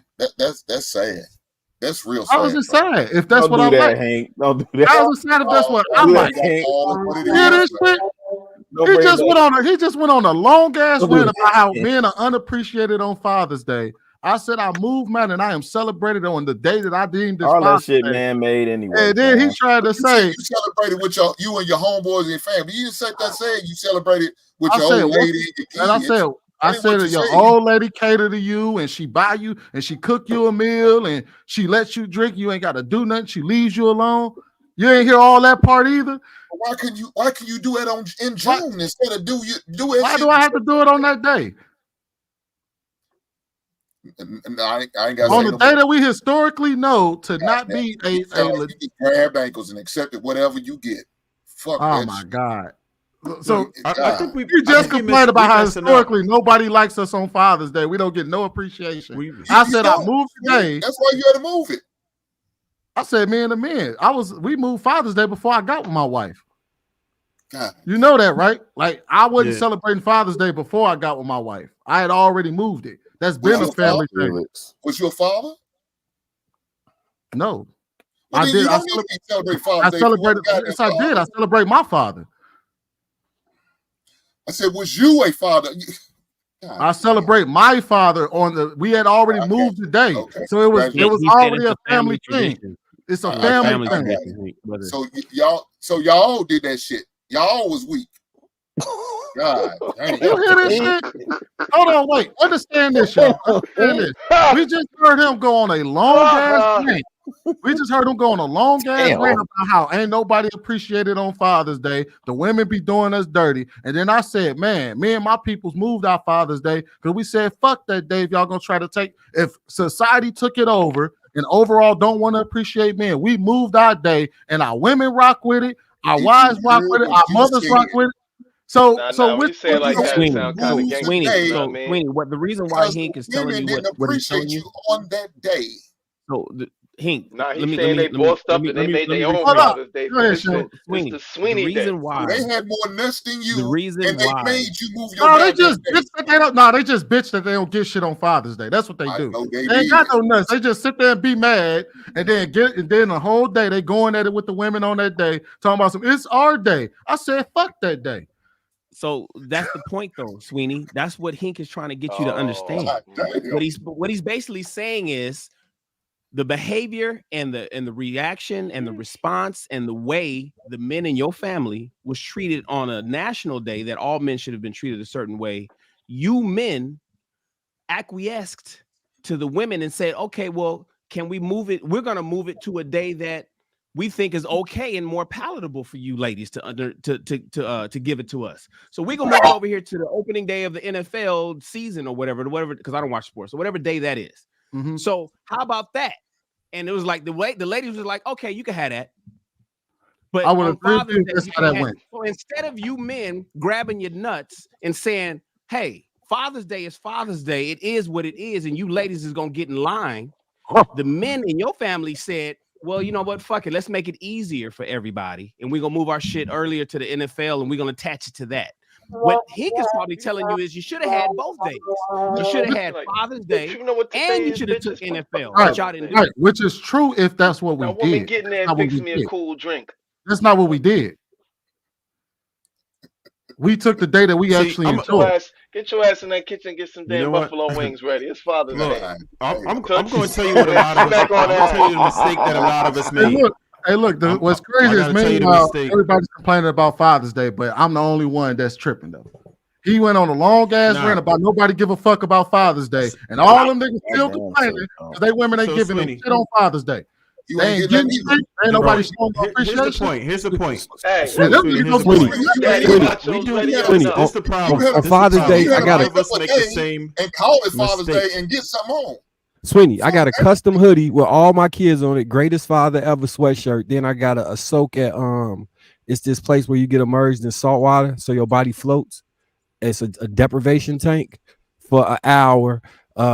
What did she do? Home cooked meal, the typical lingerie, well, you know, the whole lick. You know what I'm saying? I love Father's Day was great. The year before, I think that was the Nipsey Hussle marathon jogging suit, this black and red. Like, bro, they be coming through, paying attention. You know what I'm saying? The random books, like we mentioned something on the podcast, that should be here within a week or two. Like, oh yeah, that's a good book. These women, when they care, they will treat you right. They really will.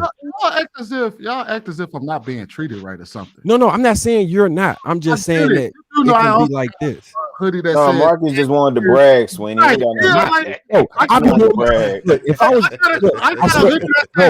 y'all don't realize how much I'm trying not to. I can say some shit y'all don't be like. Shit, Marcus. Huh? That's all, Marcus. Pink, Just hit Pink, you know for a fact I'm not trying to, because I got other shit I can say. Y'all be like, hell no. JR, am I lying? JR, Fuck that feeling, am I Marcus. lying? Fuck them feelings. Am I not toning this shit all the way down? JR, am What I you not talking about, toning this Marcus? shit What you all the what way we down? missing, Marcus? Is you What we bragging missing? though? All the Marcus, way what we down. missing? Is you Just bragging there. though? Marcus, what we All the missing? way down. So Is you Marcus, bragging though? Marcus, what we missing? Thank you, the Marcus, What we professor. missing, Marcus? JR, am Oh, What I we you brag? missing? Is you bragging though? so Marcus, We want to know. what you and Clout have, is that the norm? I would argue can this. be. It's not, but it can It can be. It's be. what I'm saying. So no, I don't want you speaking Cloud shit is aspirationally. new though. Cloud I shit want is you to new. speak That shit now. just came around. Is that the norm? I No, would it's say been a I would while. say no. I would say Cloud is no. in the honeymoon stage right now. Nah, it ain't new. It's been So, like I it's don't been a know. I while. don't KP, understand what I say here. Never get And married. this is not the first. This is not the KP. first relationship where Fuck I've been marriage. treated Come very on, well. man. This is really well, but this isn't the first relationship where I've been treated well. You know what I mean? Like, Wait, hold on. Cloud Jones came in you here know what I'm talking saying? about some. He came in and talking You about know what fuck I mean? Cloud was marriage. single in the motherfucker last year. These women don't give Now a he shit now about look good. you. No, Now that's he's good. behind his guy, his eyes So- wide open. Get Hey, the Shan, fuck it might, out of here. it might have been So last this the month. point we making. Last This the point month. we making. Listen, There's a deeper point than that, right? So here's what we doing. A lot of us, like Marcus said earlier, we ran into that chick who really felt a way about us, and we probably squandered it, like a lot of females do who we talk about, right? In our young years, we had somebody that was like head over heels for us, that's just willing to do any and everything for us, right? And we kind of pushed her away because we in our prime and we like, man, whatever. I got all these joints, but you can't really focus on a female like that when you out here sowing your seeds, right? Like how you doing? That's the problem. We let that one go away a lot of times. If we would have really just held on to that one that really felt that way about us, that was head over heels for us, right? Some of us are fortunate enough to get more opportunities like that, but most men will never. You probably run into one female like that, right? And you should at least run into one female. If you can't run into one female like that, then I say you have some sort of an issue. You should be able to run into one female like that. And she might not look the best. She might not be a dime. But that's fine because I trust you. You're going to be way happier with that 6, that 5 than you will with that dime who ain't like you that much, right? And that's the thing. We're trying to be solutions based here. So I would encourage men to just gravitate towards the women who really feeling you. That's it. If they feel that way about you, just like before you got on, when they just like your personality, you doing more and you take care of your duty, like Shannon said, that's only going to add to it. She's never going to lose that feeling for you. You have that longevity to it in most cases, and you're going to have a happy relationship. But what I'm telling you is that you just have to understand where you are in life. Don't punch outside your weight class. Hey, Cloud Stick John. with the females who Well, the thing about gravitate it, to you.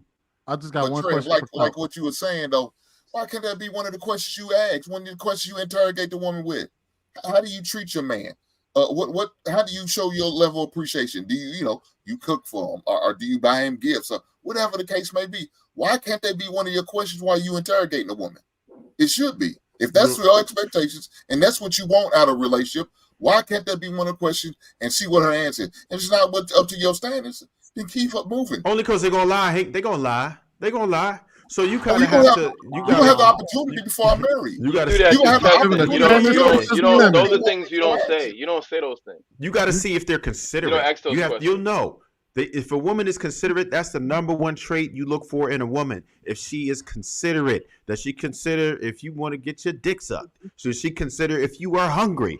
Does she consider how you feel about this? Does she rub your back when you get home? You need to really just look for women who are considering you, who are going to think for you sometimes. Not like trying to dress you, but like, how can I make this man's life easier? When she does things like that by default, that's the one. Grab that one, hold on tight.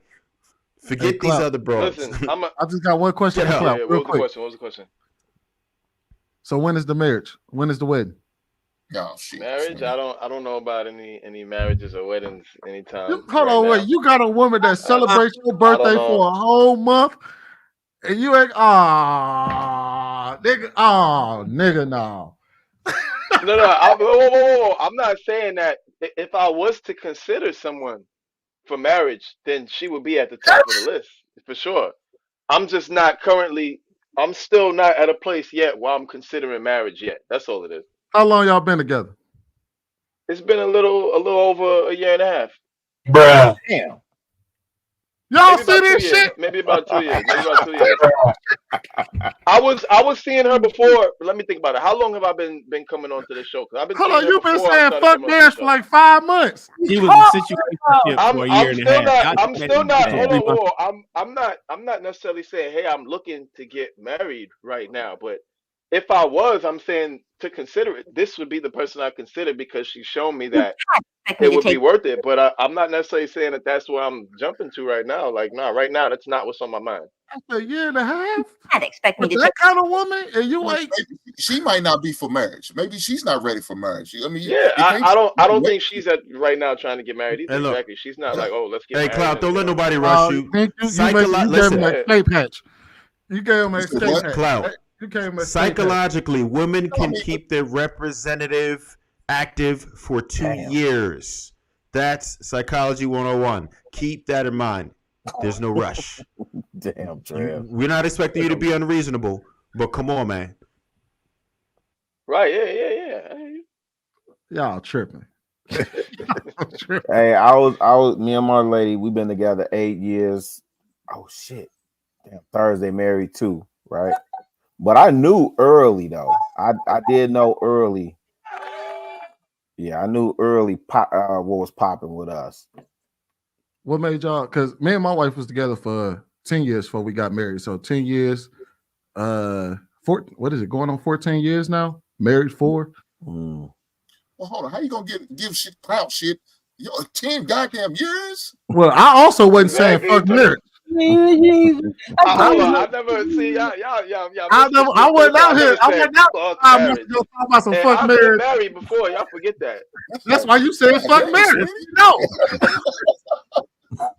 You know what I'm saying? Like I've been married. You know what I'm saying? But We had our reasons though. We it was a number of reasons. Like we kept putting shit in the way. Like, all right, when I graduate, all right, when we move, all right, when we do this, and then shit, we got to Dallas, and we was like, and then it happened on the 10th year of our we got married on the 10th year of our anniversary for when we got together, and that happened to fall on what was it, June 21st. It wound up being the 10th year of our anniversary. And I forgot there was another event because we first got together on Father's Day. How long did you date her? How long did you Wait, know her Sam, before you which started Father's dating her Day, 10 years Sweeney? ago? That's why I was asking to celebrate those Father's Day, official Father's Day. It was June 21st. How long did met you on know Father's her Day? before you started dating her, Sweeney? That's why they took Father's Day from your black ass. Because they want your anniversary. Oh man, you gave Father's Day away as the anniversary. You got bullied out of that motherfucker. Damn. You can't make this shit up. Hey, no, He got bullied. Seriously though, because like we do it like on Father's Day. Like we used to go to Six Flags on Father's Day too. Like me and my wife first date was the Six Flags. So she been claiming Father's Day since day one. God damn. Well, I don't know if she was claiming it. Nigga, Father's Day is She needed to make that day her day. She said, "Fuck that, I'm taking this day." She said, "I'm daddy." You get some NFL shit. The shit out of you. Hey, look, I walked right into Sweeney, don't let them Devo you, man. I Sweeney, don't let them do that. I walked right into that one. But no, actually though, Father's Day and June 21st, because my birthday is August 21st. Her birthday falls on April 21st. So the year that we got married was the official 10th year of our anniversary since we've been together. And it also fell on the day that we got together. So how long did you know her before you started dating her? I known 14 years ago. I known her since I known her in high school, but before we started dating, high school. Yeah. But y'all didn't date in high school. Nah. All right, got it. All right, cool. Let me go ahead and get to these couple super chats. Well, actually, one super chat, Kenneth. $10 says, part of my lateness, paying my tardy tax. Appreciate you, Kenneth. And then I know Sweeney want me to highlight this comment. Sweeney was saying, we give our women the most grace. Other groups of men are much more demanding and rigid on a woman's place. Absolutely. That shit's true. Historically, that's true. That's self-inflicted.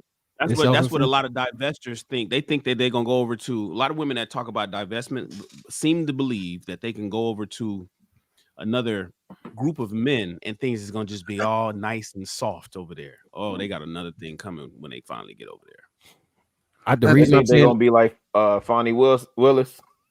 Actually, Marcus, I think you'll be wrong when you say it's self-inflicted, because there was a period in time where it was appreciated. There was a period of time where our agreeableness with our women were appreciated, and then shit happened, and then we ain't got to go through that, but shit happened, and then they became less appreciative after the fact.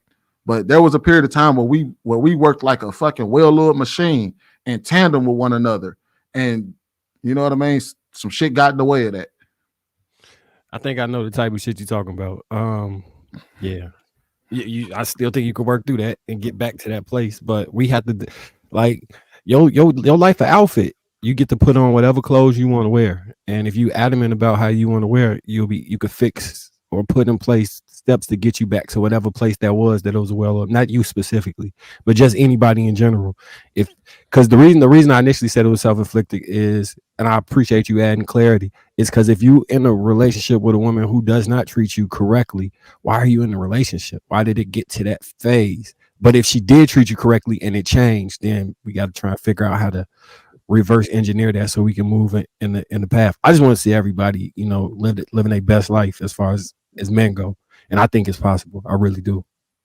Yeah, I was gonna say, yeah, I think overall, I'm just talking about on the macro level. Men were always like, we always got along with our women. We always were way more understanding, way more grace, and then somehow, and everybody knows what happened. Shit hit the fan, and then there goes the appreciation right out the room. You were speaking about black women in general, like all black women in general. Yeah.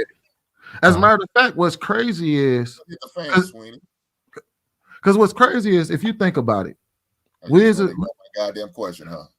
I'm gonna get there. Because what's crazy is that black men are still the most agreeable and nice and understanding group of men, to the degree in which we are the most involved fathers, and we ain't talking about just financially.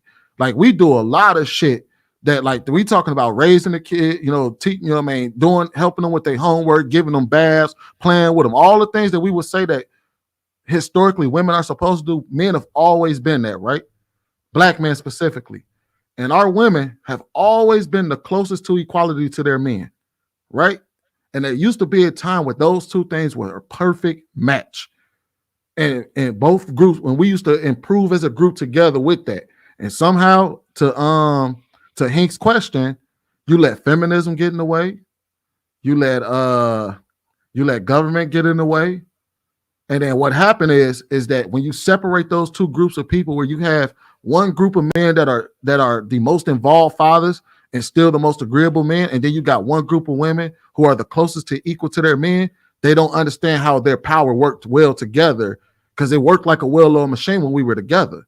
But when you pull those two groups of people apart, you got one group of people who don't understand and don't appreciate that other group, and then you have another group that doesn't understand why they're being unappreciated, amongst other things. Because if you think about it politically, that put us at odds. Because if you think about how politically, how black men have been forced to get it out the mud, right? We've been forced, like, every step of the way, it's been, hey, we ain't helping you with shit. And then you have our women who had a lot of help and assistance along the way. So even when you think about it politically, our women, that's why our women are way more liberal and open to assistance in government programs and government involvement, whereas black men are like, fuck government. When at one point, when we were together, we both used to understand the power of it and used to be able to wield our power together against the government to get what we wanted. That's how you got the civil rights movement. I can't argue against that on a grandiose scale, right? About things institutionally that happen. I'm speaking to the micro of, like, the micro of just interpersonal relationships on a 1v1, not us versus them. You know what I'm saying? But 1v1, we can implement those things. Because I'm a strong proponent in some people feel like we got to fix the community. I feel like we got to fix the households, and then they create the fixed community. So that's the perspective that I approach like everything from, like, because I can't universally change 12 million people mind, but if I can change one person's mind, then that one person can create the hive. That's kind of how I think about That's it. what you're supposed, like, to your point, Marcus. That's what you're supposed to do. You're supposed to start within your home first, and then branch out, and then each one is going out doing their thing. Well, let me say this. We know that the government and systemic racism and feminism, all that shit exists, and we still echoing like shit that happened in the 60s and 70s.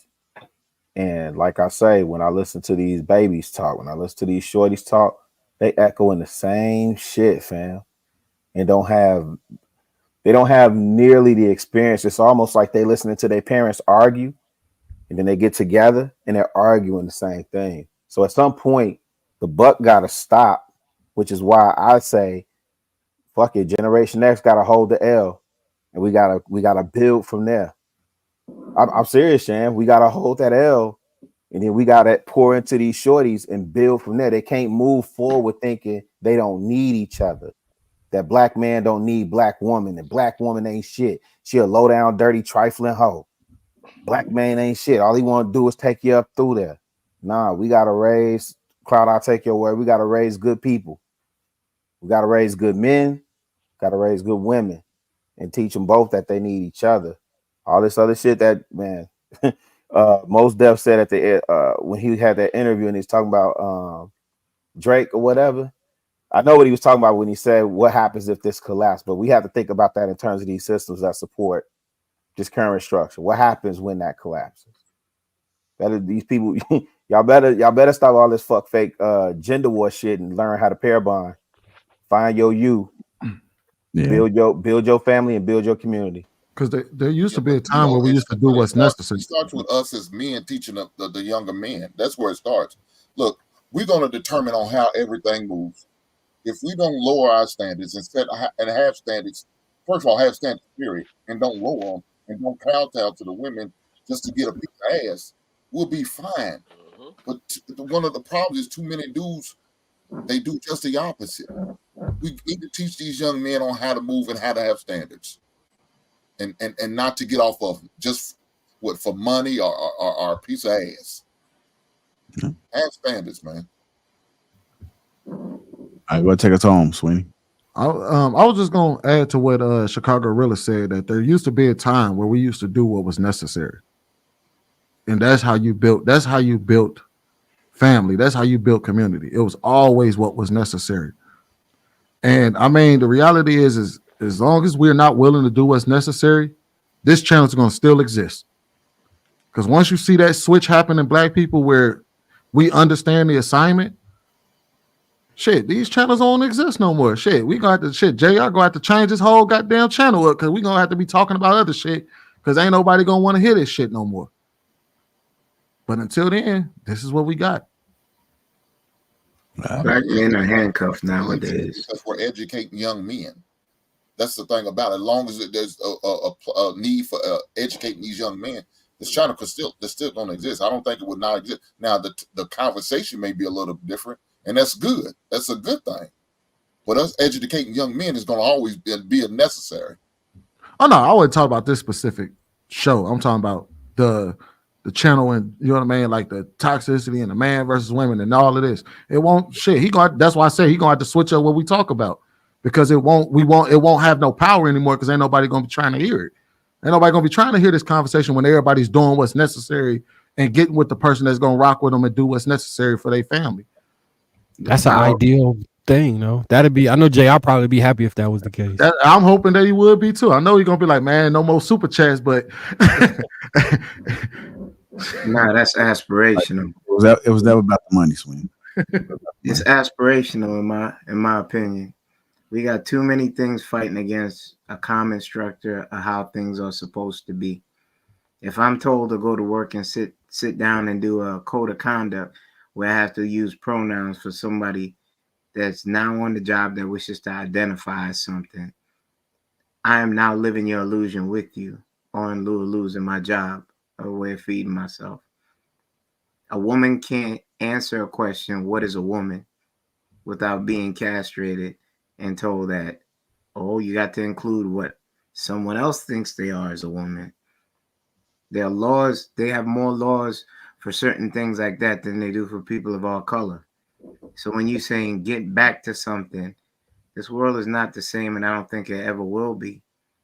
You know, it actually has things out there that people that wish to identify as something else by law can change birth certificates, can demand you to address them in a certain way and make you tuck your tail for fear that you can't feed your family or keep a roof over your head. The dynamic of how we look at things within that structure of family is no longer the same. So what we want aspirationally, how are we gonna change it? We're gonna go grassroots from community to community. Men champion, women correct women, men correct men. But then you have identity change. So who's really correcting who?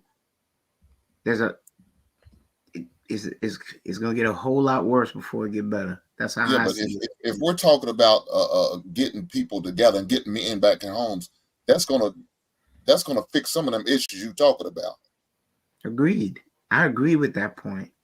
But Well, now, even if it doesn't, though, that's that subset, that group, that's a very loud minority, and we don't have my opinion, we don't have a luxury to focus on them. Let them have their pronouns agendas. Again, when we look at that, like, what if I told you there's a group of people who are economically empowered, right? They have the wherewithal economically, they're self-sustaining, they actually have political power, but they don't really use it in that way. And we see them in these communities. I see them in the Chinatowns, in the Ukraine village, in the little Italies all the time. They're not concerned with the external. We're too concerned with proximity to whiteness and assimilating into their culture instead of making our own beds, cutting your own grass, taking the beam out your own eye.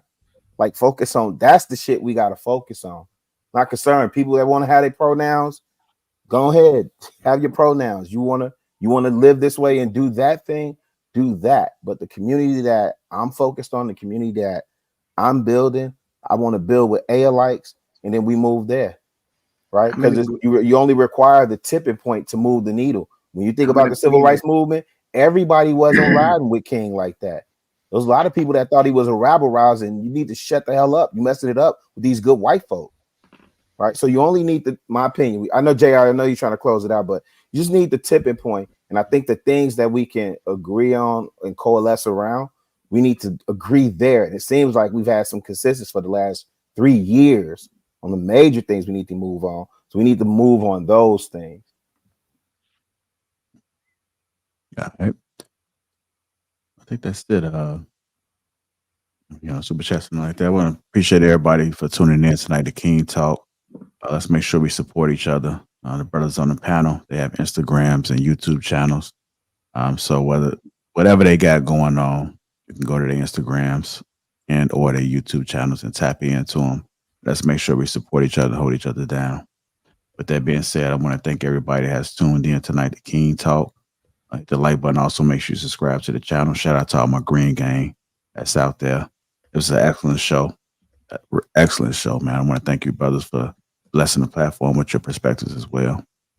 Let's just go ahead and keep on building it.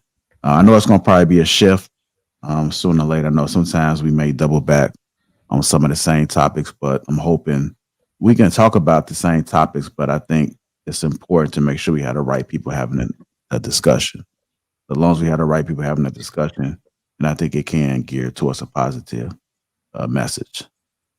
So go ahead and share the stream to somebody that you think that may need it. Hit the like button on your way out, man, and we out.